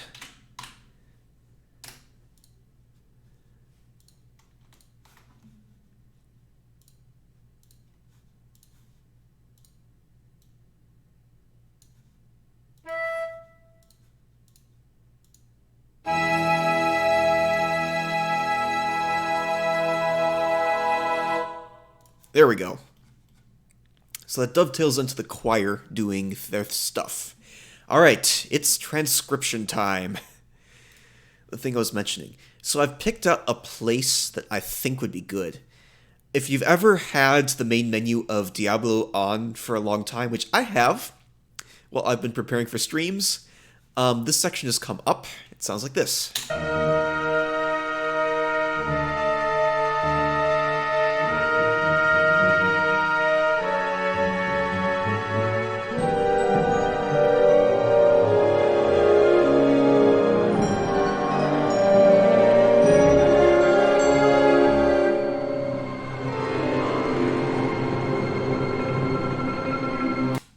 and that's what I'm putting in. Because the reason why is this section right here, where you've got tremolos and stuff going on, that actually dovetails nicely back into what's about to happen at the end of the section. So I can put in my timpani roll and then modulate to the other chord, and it'll be good. Anyway, let's head back to where I am, because I need to bring some toolbars up if I'm doing some arranging. Okay, so first we got spectrum, and we've got note guesses. So this program I have up here is called Transcribe. It is a program where you can get a free trial for like 30 days, and then you buy it for, I don't know, like $17, and it's worth every penny. It doesn't actually do the transcribing for you, but it gives you these awesome tools that can really help you try and figure out what exactly the notes you're hearing are. Without this, I would not have been able to do the full orchestra transcription of Siege. It would not have happened. I would have been scrubbing all day, I would have missed stuff. This one, like, you can see how helpful it is. Like you can see I've got a D down here. It's hearing an E there. So I basically know what my chord is already. It's not perfect. You can see it's got this weird C down there because it couldn't quite pick up that lower string pizzicato. But at least from the rest of this, I can kind of clue in to what that note down there should be. Because I can figure out here what my chord is and then see, okay, that pizzicato down there, that sounds kind of consonant, so it's probably one of these notes. In fact, it might very well be a D.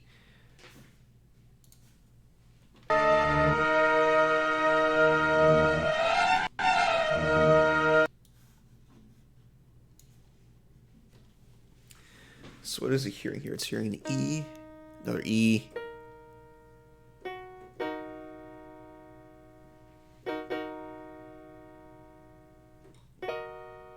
So that is F sharp minor.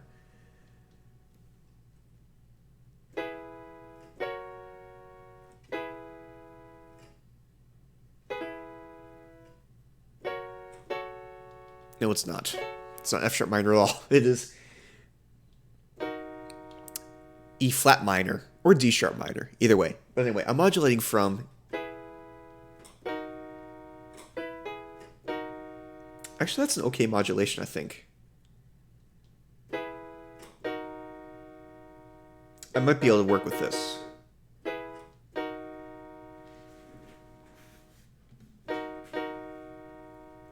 So it means the sopranos go to B flat.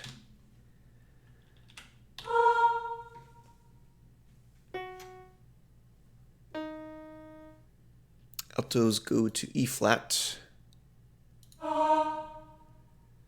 Tenors go from G sharp to G flat. Oh no, I'm not going to do that. Oh dear. That would look so confusing. These are the fun things that happen when you throw two pieces together. You get G sharp to G flat. Oh dear.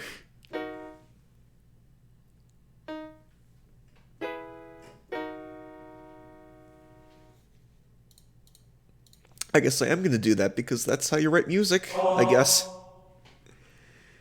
And then this basses have E flat. So I got a root position chord there.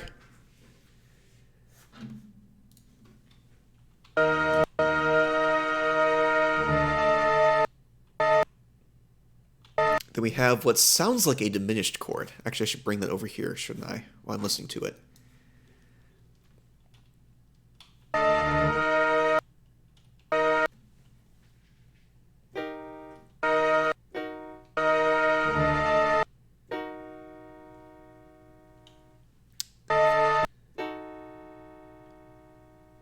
Yeah, that's E diminished.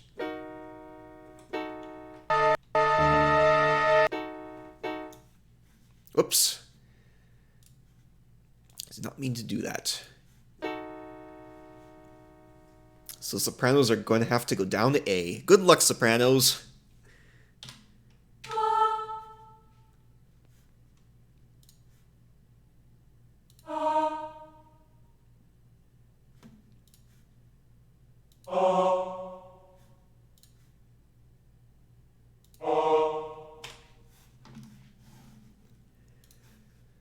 happens next.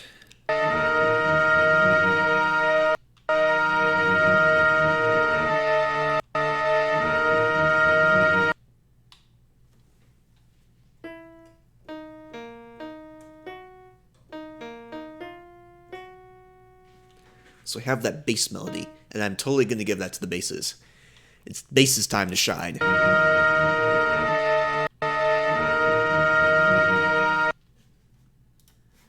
So we have modulated back to... I already forgot what this chord is. Nope. Did not mean to do that.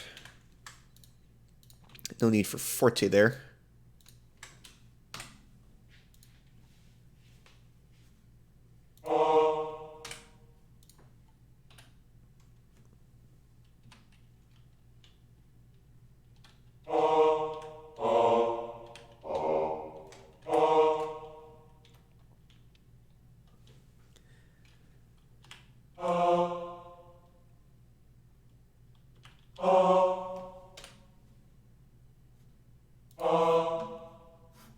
So let's see what this sounds like. No, I'm going to go one more chord, because I think this resolves in this one.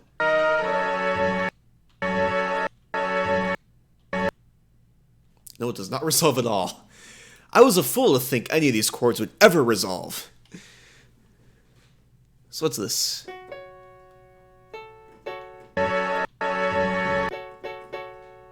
Now here is F sharp minor. This is my favorite chord, by the way, F sharp minor. Love F sharp minor. So how do we go from here to F sharp minor?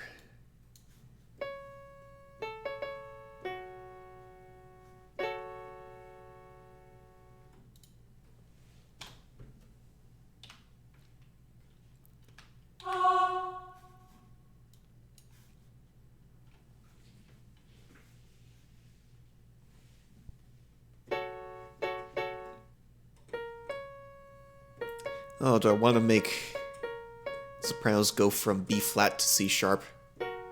And they could go to A. That is a chord member that's like right next door. Anyone can go from B flat to A. I can do it. So we got the A, who's got the C? Well, it looks like tenors are going to have an F2. That's going to put them in octaves, but it might be okay.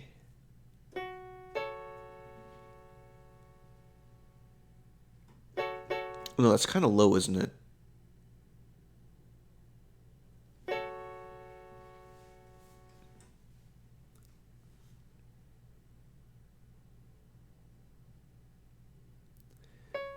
I don't know if I like the skip.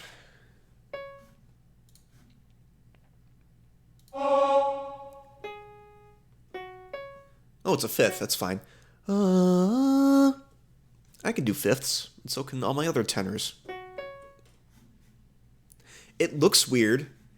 I'm probably going to get some questions about this from my fellow tenors, but I'll just tell them it's a fifth, just like Mrs. Thomas told you to do, and it'll be okay. So I've got all my chord members here, so what am I going to double? What's most convenient for the bass to double? Maybe I'll do the root here. Let's see how this sounds.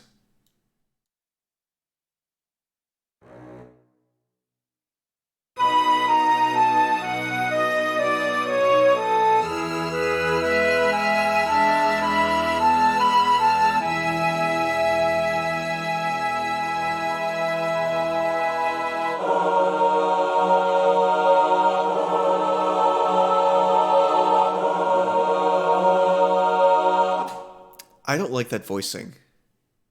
That just sounds weird.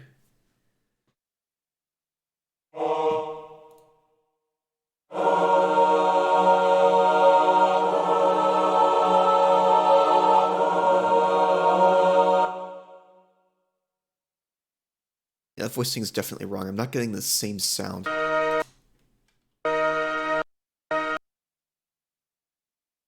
So I'm going to take the sopranos up to E flat.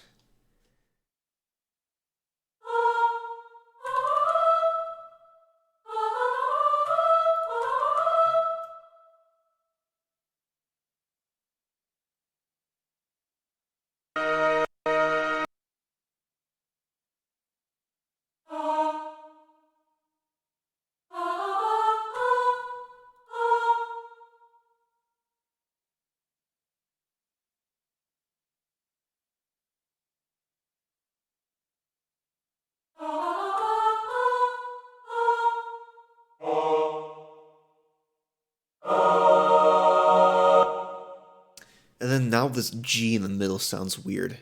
Like I like the upper voices, but maybe the basses get the second.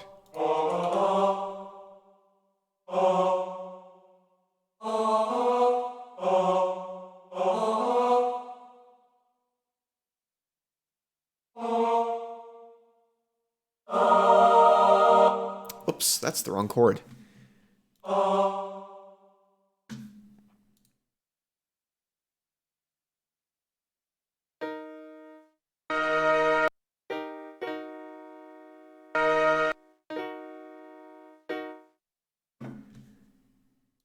G flat.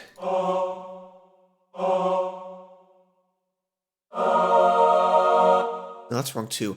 Also, there's a problem here because I'm going to lose my third if I do that.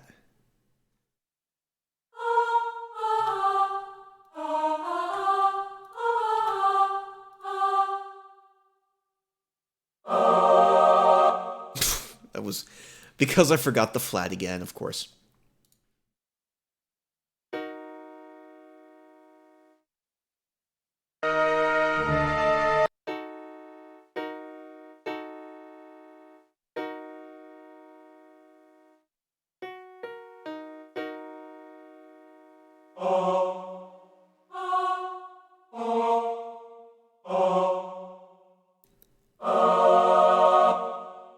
So actually, basses want to be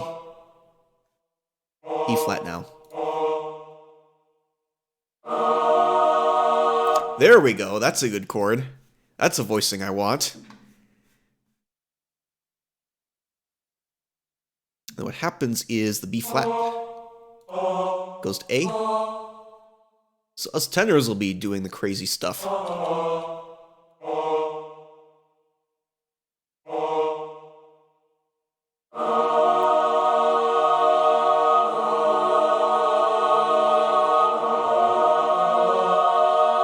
Yes, okay. I fixed it. Now, that does leave this measure, though, because there are now skips here. So what I got? I got E major.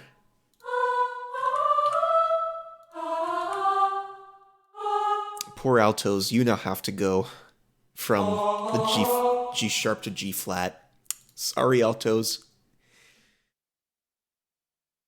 Looks like I have won the Lilac Wars after all.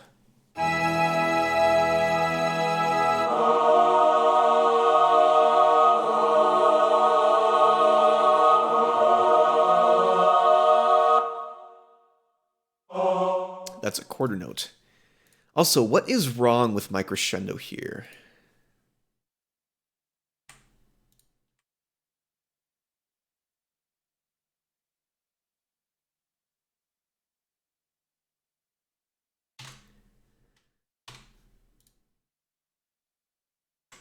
Whoops.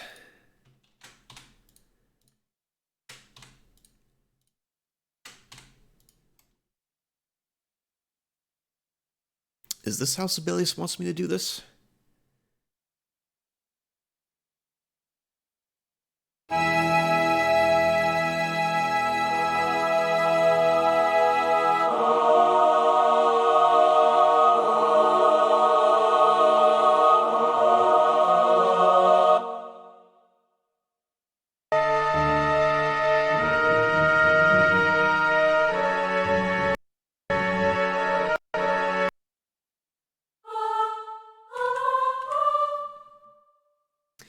So it looks like the sopranos do go to that part after all.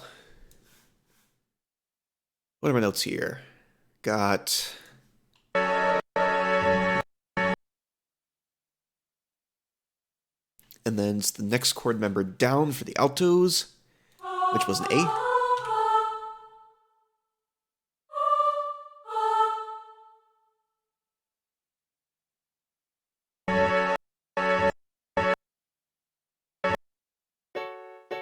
Yep, that F sharp minor that I love so much.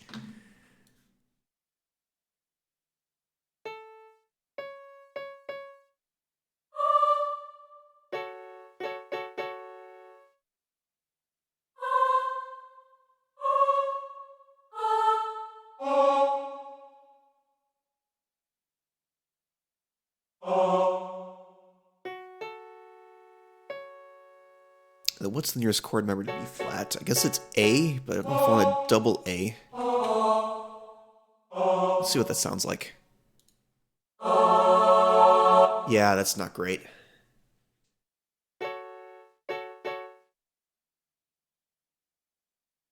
Sup, Cypress?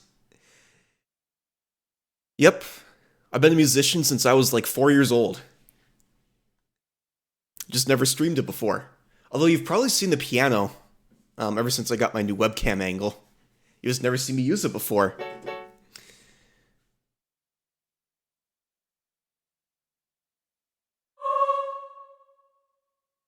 So these ones are correct. I know that. I just don't know what the tenor note wants to be. Maybe I put it in first inversion?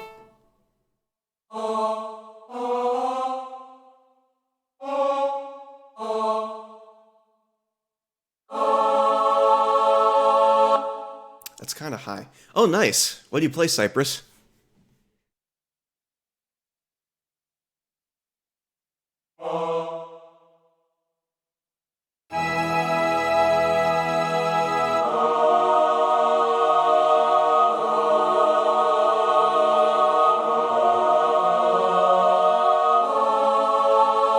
Oh, that's fine in context. Alright, I think that works. Oh, nice. I also play violin, although I am extremely rusty. And then I played guitar in high school, but then I stopped, and I just don't have time for it. Yeah, nice. Greetings, fellow violin player. Actually, you might... No, you can't see it with my camera angle, but there's actually a violin back there. So right now I'm transcribing. If you look at... My title was misspelled this entire time. Arrange a minute.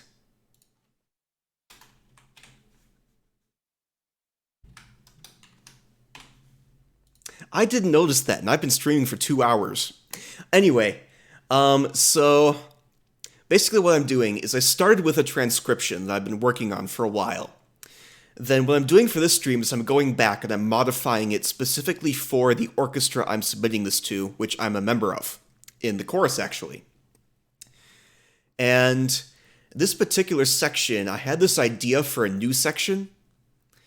So right now I am actually transcribing and also arranging at the same time because the source piece is not for choir. In fact, there's no choir anywhere in the source piece, but I decided to wrap myself into this. So I'm transcribing one of the Ice Cavern themes into my arrangement of a full orchestra transcription. So, if you're asking, are you transcribing or composing, I guess the answer is yes. I'm doing transcribing, composing, arranging, like everything. All the stuff.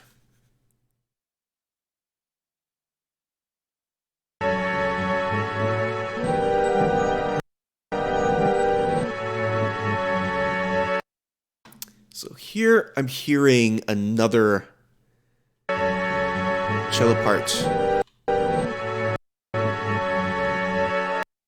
Yep, this is from Diablo. Diablo II, Lord of Destruction specifically. When I put my stream title. It's the expansion pack. If you're interested in seeing some Diablo speedruns, I am actually going to be getting back to that as soon as I get a good time in Vice City.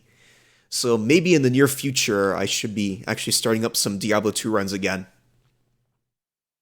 I also might have some VODs and Twitch that you can watch.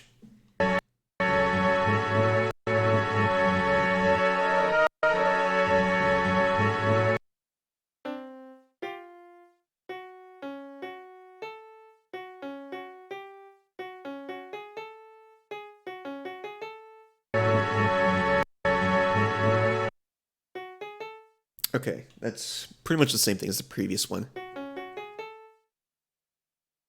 Just doing non-chord stuff on that F sharp. I guess the question is there a measure of just that F sharp minor?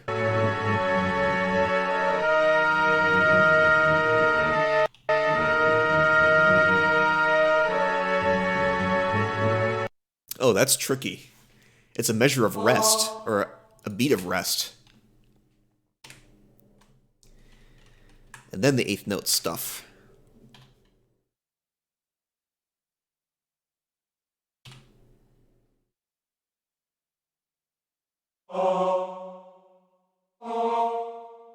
Nope.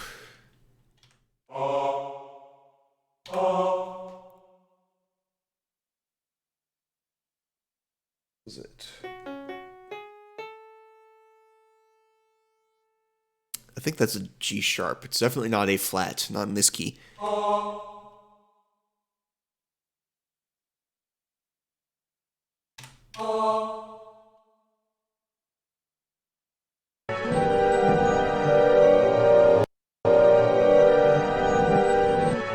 Oh, sopranos are gonna have fun with this one.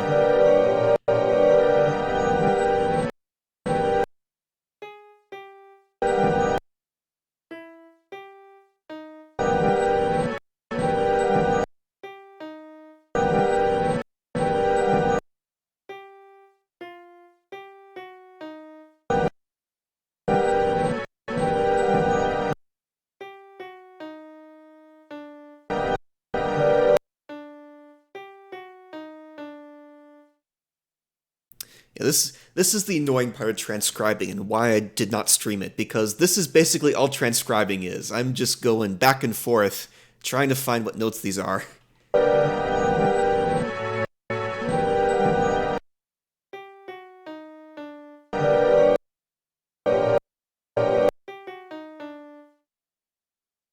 And these are triplet eighths. Triplet eighths.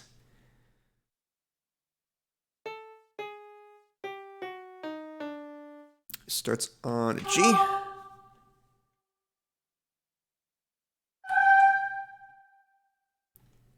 I don't know if the sopranos can do that. I guess I'll ask them.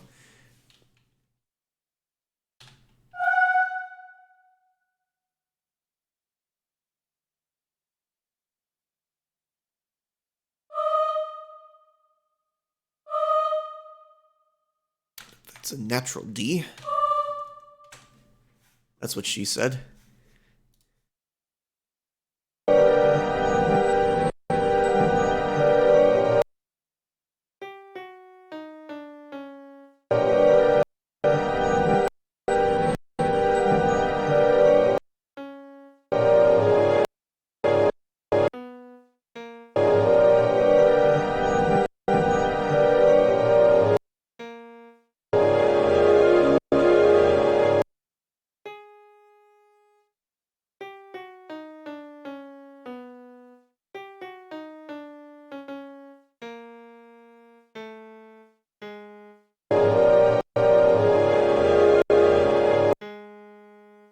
Okay, I think I got it.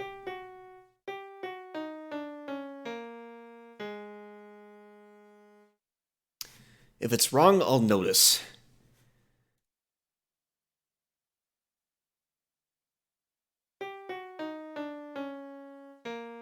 Like, I just had an idea for a horrible thing I can do. Watch this.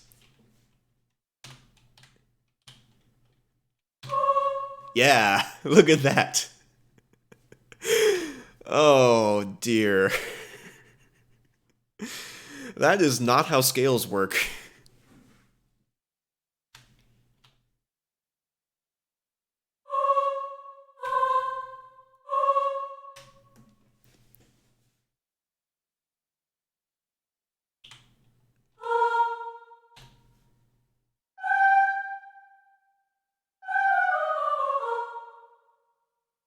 Hold on, I think this is halftime.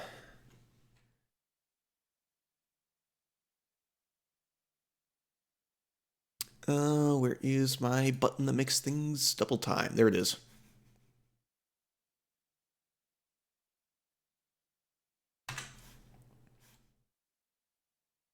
I really hate that's how Sibelius does it. It's like, you have to start a whole new file if you would like to double note lengths. I'm like, really? Are you not able to program the ability to just do the thing I just did with fewer steps? Is it really that hard? Remember to save, folks.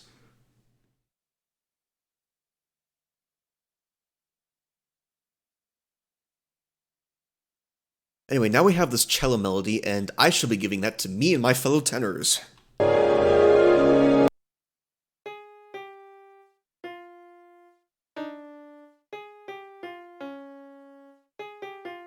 That was easy.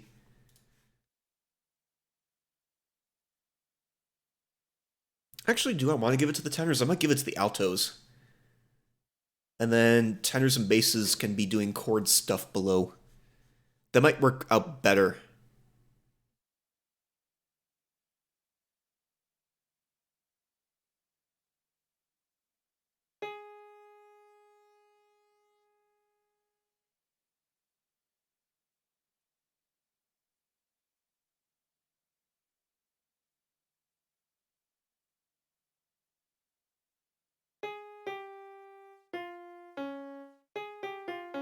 I'm having a moment where I'm like, do I want this sharp or flat? I don't know. This had me all confused. My little prank on the soprano section, where I wrote notes wrong. I should say spelled notes wrong. I think I want that to be a G sharp. If it's wrong, they will tell me.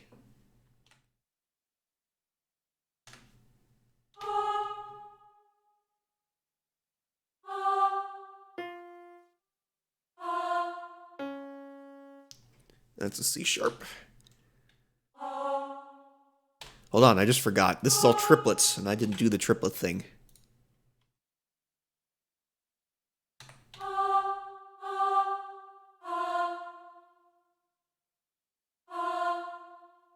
That is a half note, and it is a C sharp.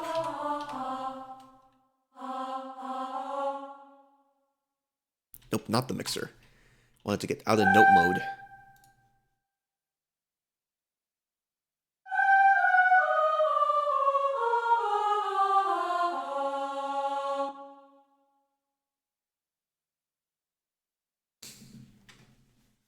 So now I need to figure out what my chords are.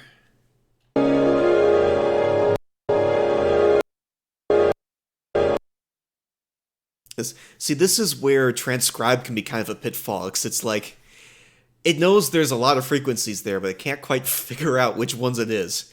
This happened a lot during my transcription of Siege, and it's the reason why I got some measures wrong, because I definitely don't have all these notes, but I don't know which ones I don't have. Oh well.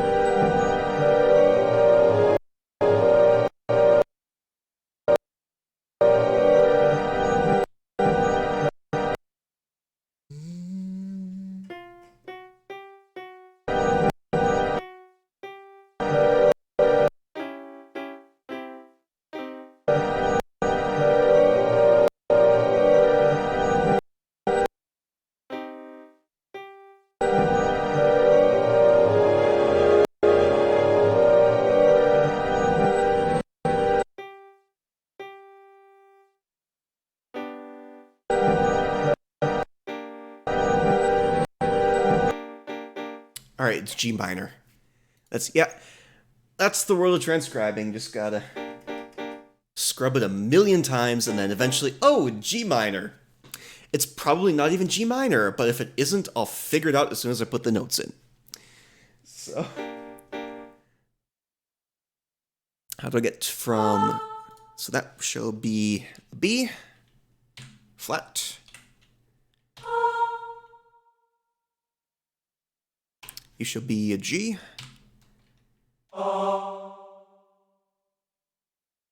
That puts tenors at a D.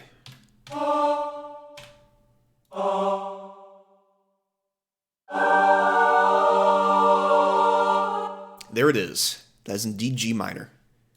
Let's see what this next one is.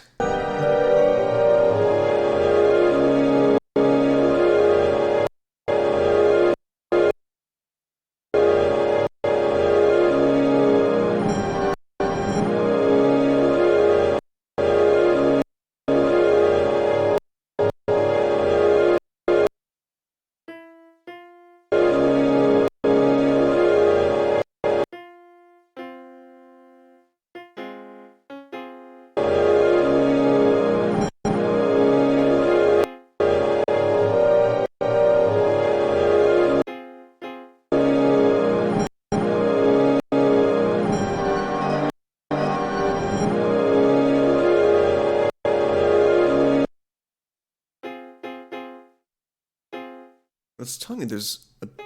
Oh, it's just giving me all the flats. There's your chord. This nice little sustained chord that sounds oh so consonant.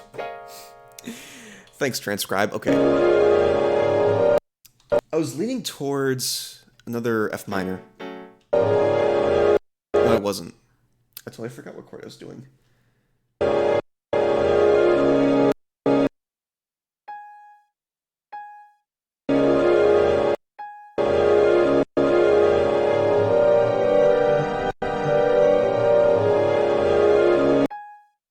So I can hear the violins are doing an A flat.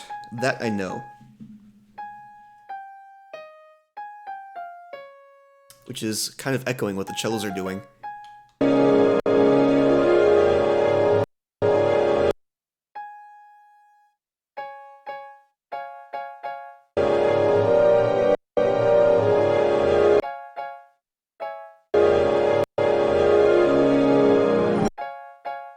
I think this is C sharp major. I think.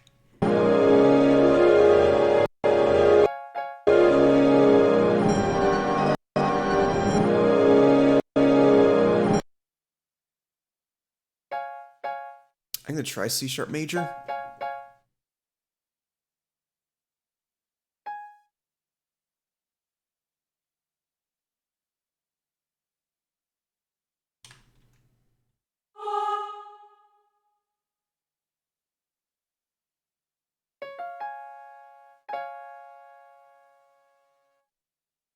I guess that means tenors go back to C.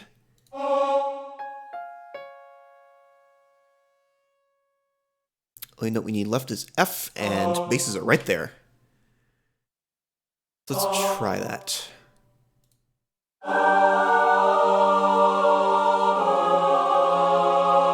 Boom, got it. That was a tricky one.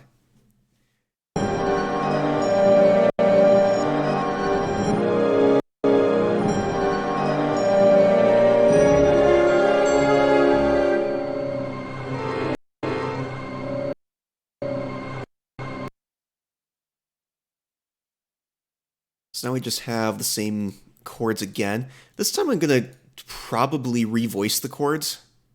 Come on, Sibelius. So I'm going to start with this foundation, because it seems like the instruments are kind of passing this thing around. And I'm going to do that too. Because, I mean, the sopranos and altos can't have all the fun. In fact, what if I did this? What if I took this and put it down here in the tenors? In our range, of course. That G is going to be super loud, but that's great. That's what I want. I want people to hear this. I mean, they're not going to hear this, but I want them to. Anyway. So we got this going on. Just passing the whole thing around the choir. But now I've changed my mind, because, I mean, this looks cool on the page, but what if I actually kind of did what Matt's doing in Ice Caverns? I gave this to the tenors, this to the altos, and kept the bass there. I could try that. But first I want to put down what chord this is.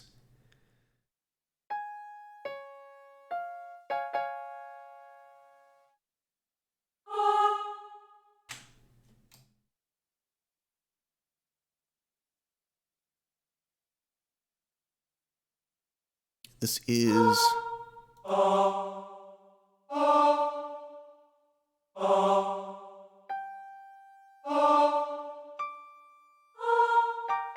G minor.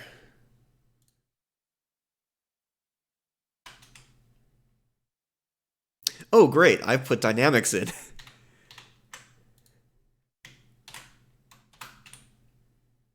There we go. In Diablo font, of course. So I'm going to take that out. I'm going to give that to the tenors. And I'm going to give, if I can select this.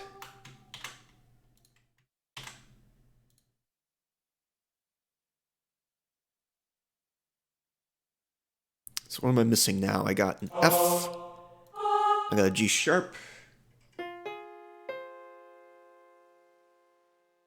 Need a C. And the altos are right there. The problem is there's part crossing now.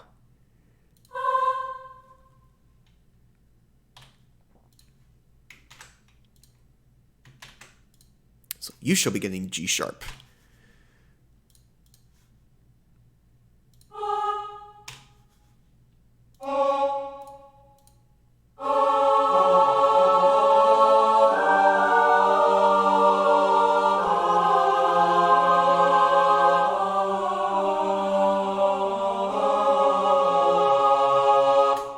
That's cool. Do need to add some more chord members, though. Even this measure, it's missing 2 chord members, and it still sounds fine, which is cool. Okay. Oh yeah, I should probably take care of that first, before I get distracted by writing more stuff.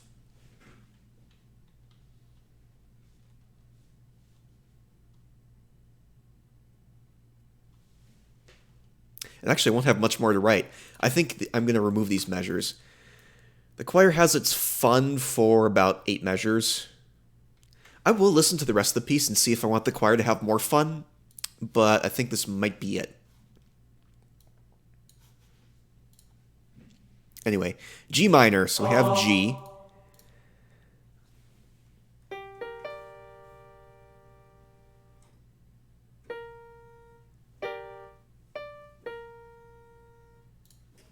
I think sopranos want to be B flat.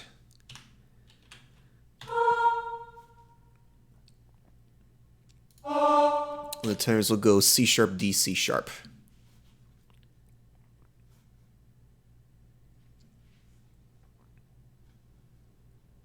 I can get rid of that because I know what chord this is now.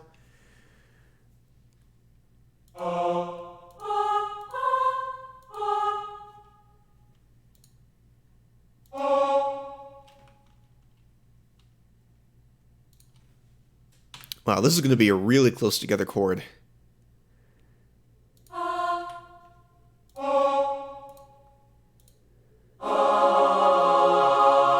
Ooh, that actually sounds good. I was nervous it was so close together, but I think it works. Okay.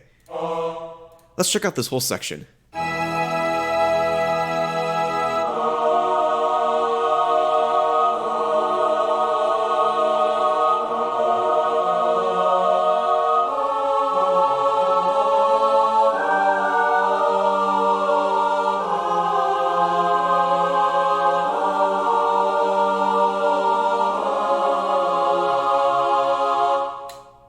Okay, that's cool. I like that.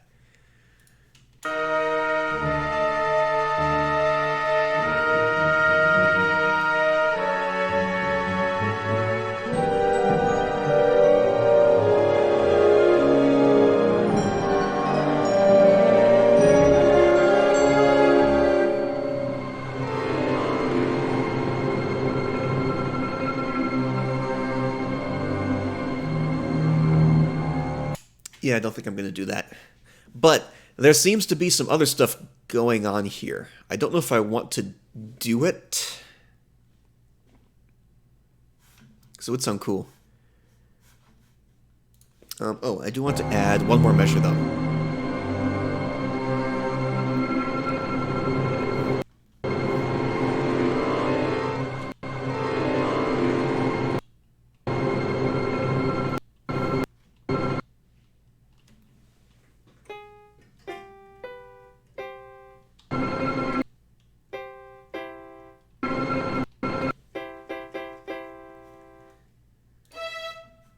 So that's a C sharp measure.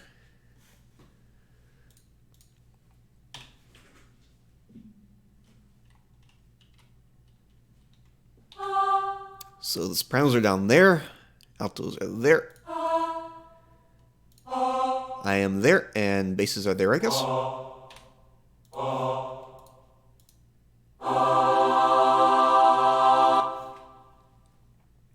That sounds too consonant. Don't know if I like that.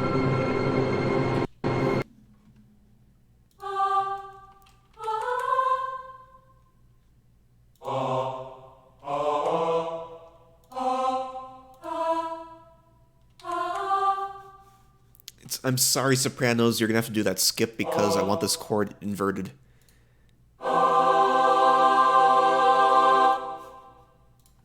Okay, I've done it. Now, what am I going into, and how do I get there?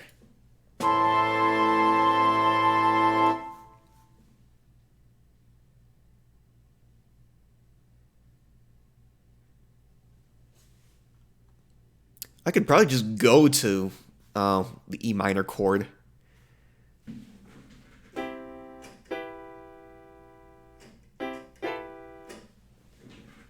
I'll try that.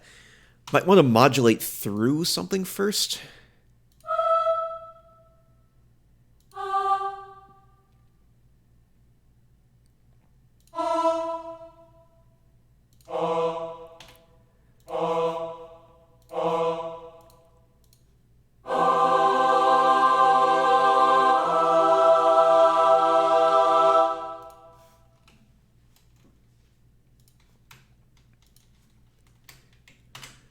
And then what that will do is, first of all, I'll get rid of these measures. Don't need those anymore.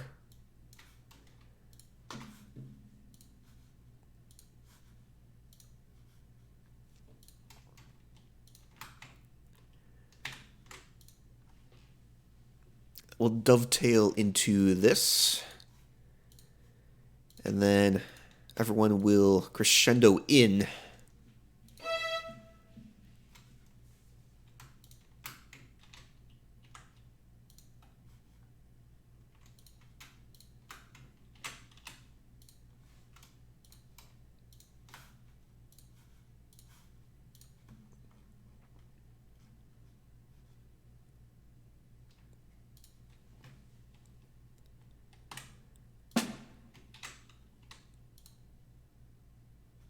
Oh, this is going to be fun to write.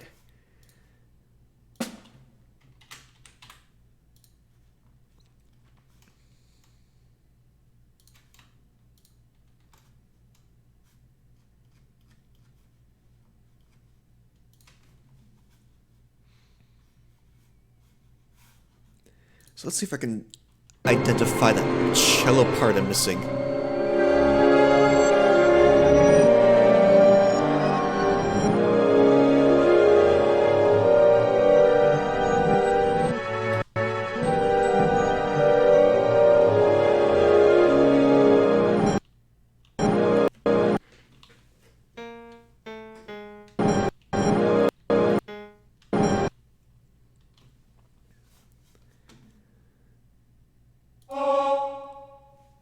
So this is also triplet quarters.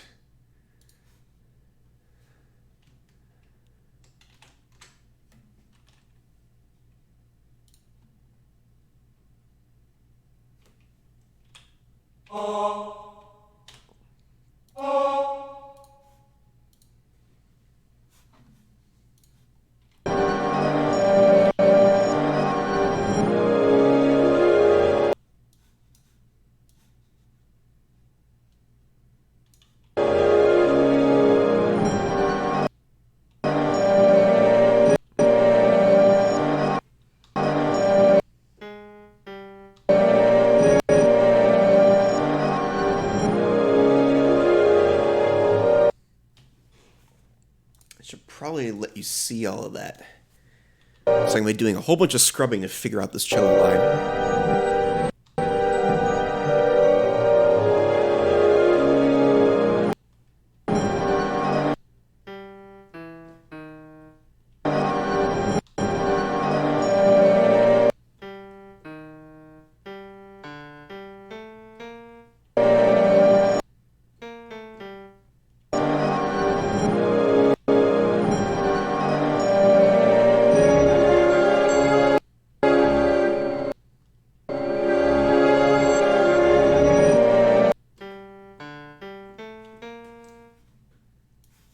So still doing triplets.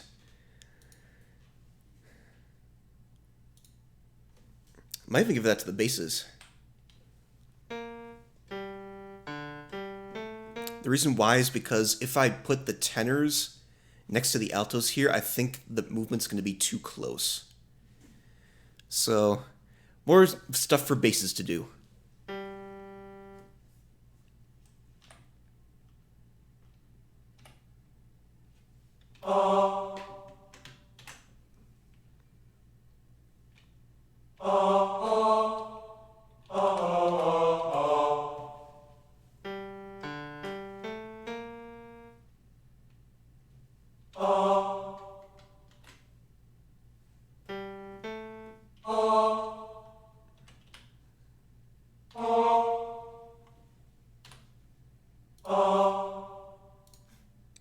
I am losing chord members, but this did actually sound fine with some of them missing, so I might be able to get away with this.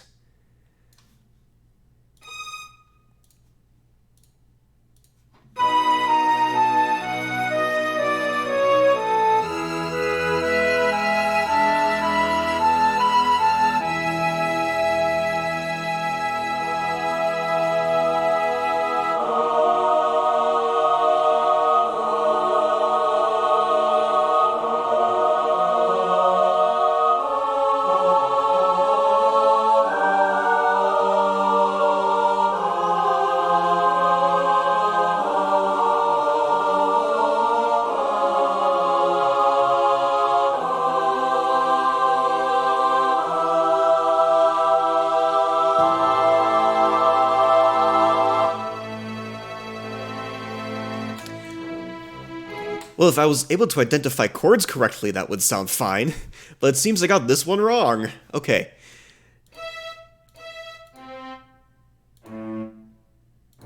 It's an A minor chord.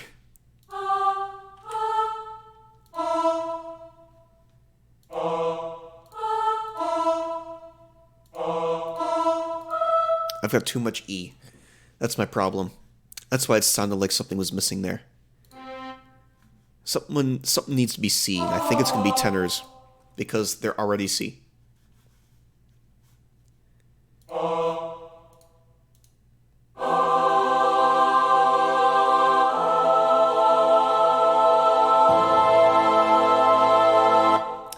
And you can indeed modulate from C to A minor.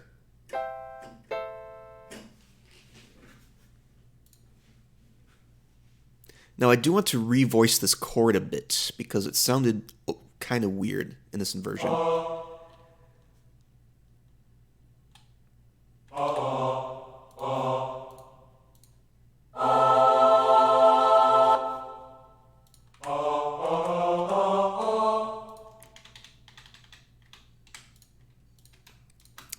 Do I want this in root position? I'm doing a lot of chords in root position.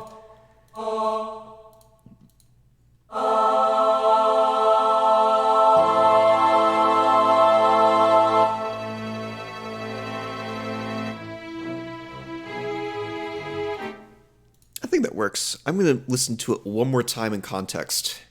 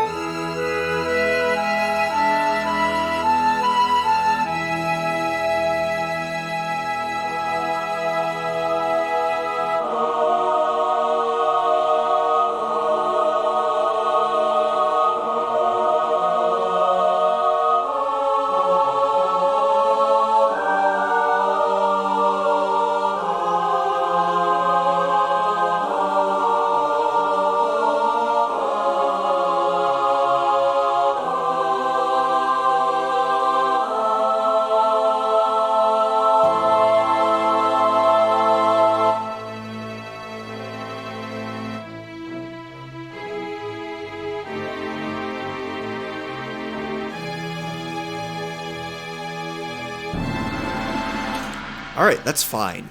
However, This right here, this is not fine. Our violins cannot do this. This ain't happening.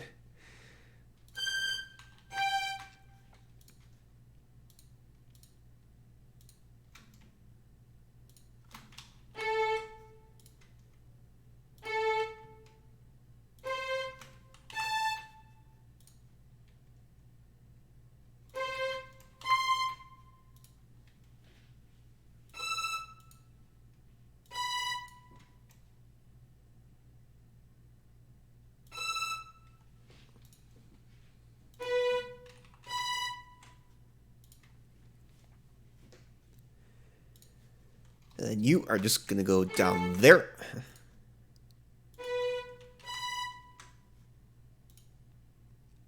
Actually, hold on.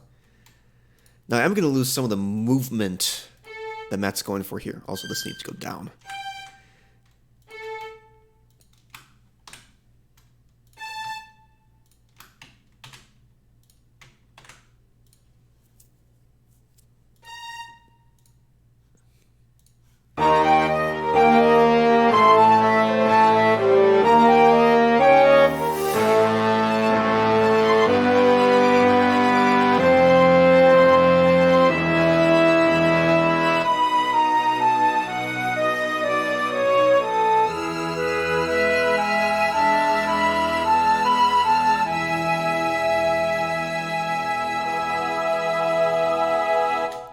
Okay, so it does sound kind of weird.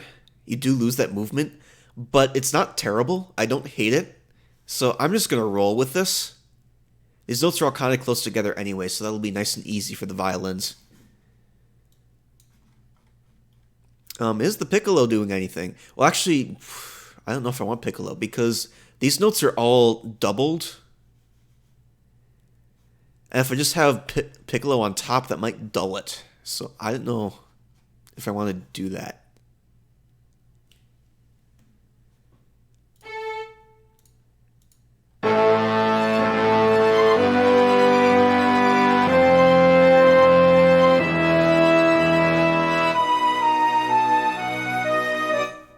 What happens if I take this E and I move it up here?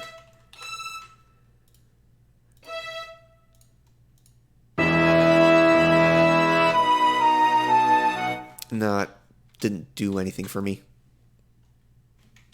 On the other hand, it does help the violins stay up there. So I might make these high E's.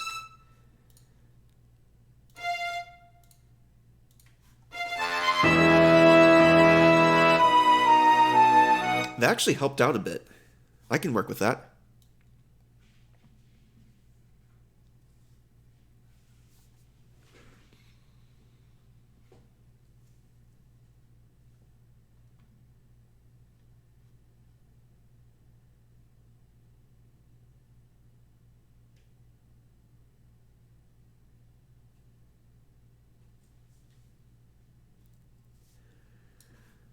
So I think the last thing I want to do before I call it a stream is I want to add in the choir to this last part. Choir's going to be doing a lot of doubling, and I'm actually going to take the strings away for some of this and just have the choir do some of this stuff. By the way, I will say, after the 200 measures of hell the rest of this was for transcribing, this section, that was kind of nice. Very refreshing. I liked transcribing this. It was easy. Anyway.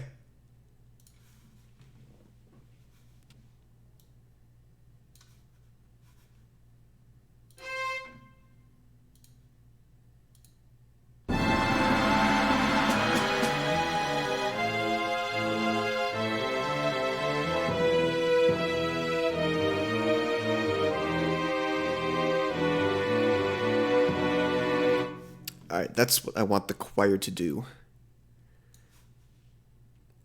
They're not going to do this, though. Choir can't do that.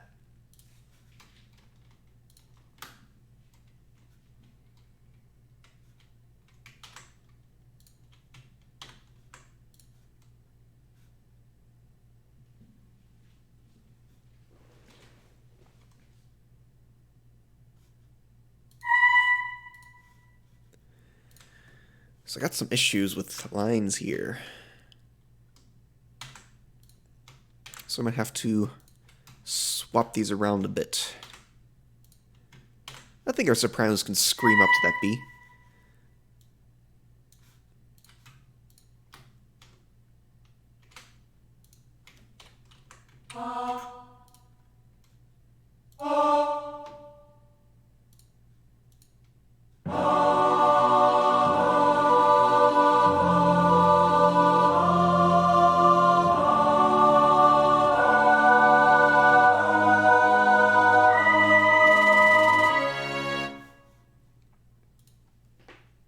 That should be fine. If it's not, Rob will tell me. I'm going to keep the low strings down there.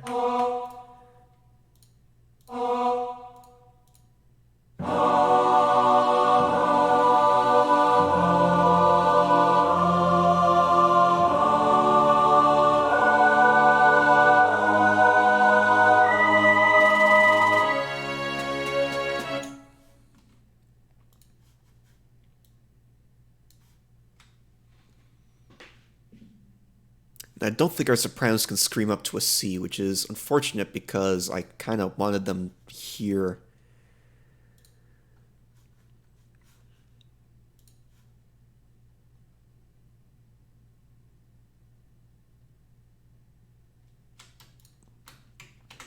So I might do what I did before and just have this become an alto line.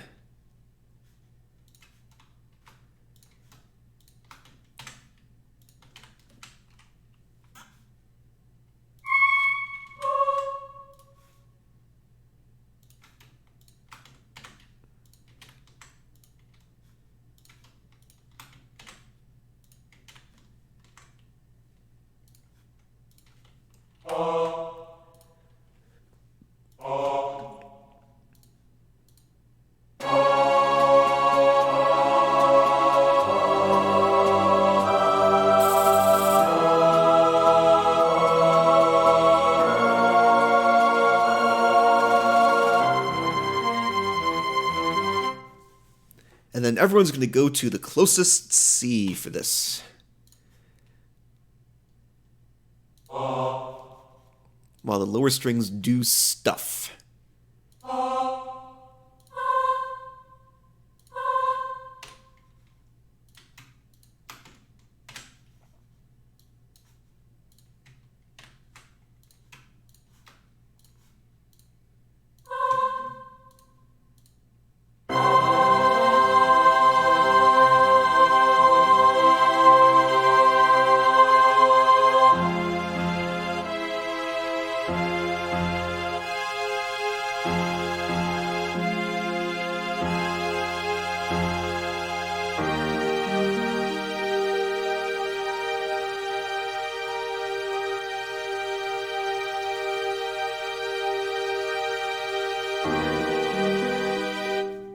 Yeah, I'm thinking I do want the choir here.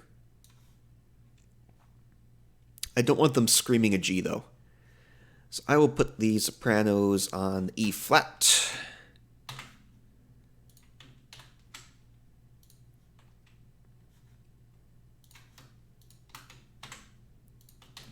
Altos on a low G, and then I'm just going to do a C easy. And by C, I mean D. That's a B. Silly tenor clef.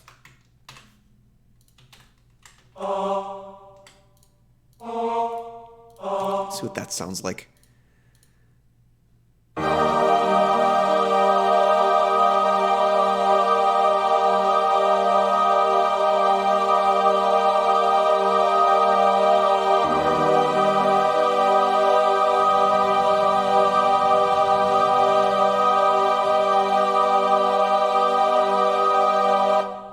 Alright, we have made it to the end of the piece.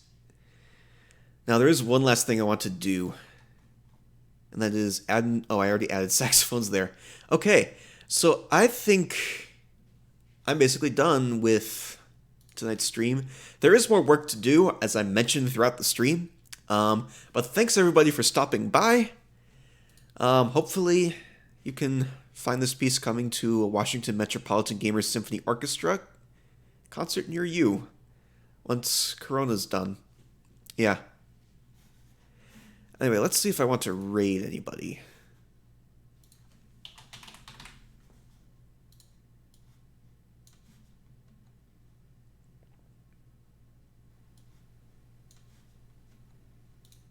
Not myself.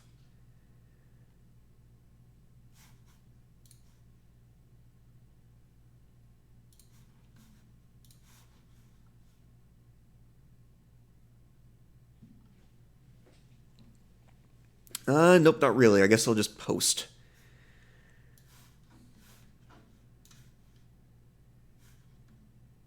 Never mind. I changed my mind.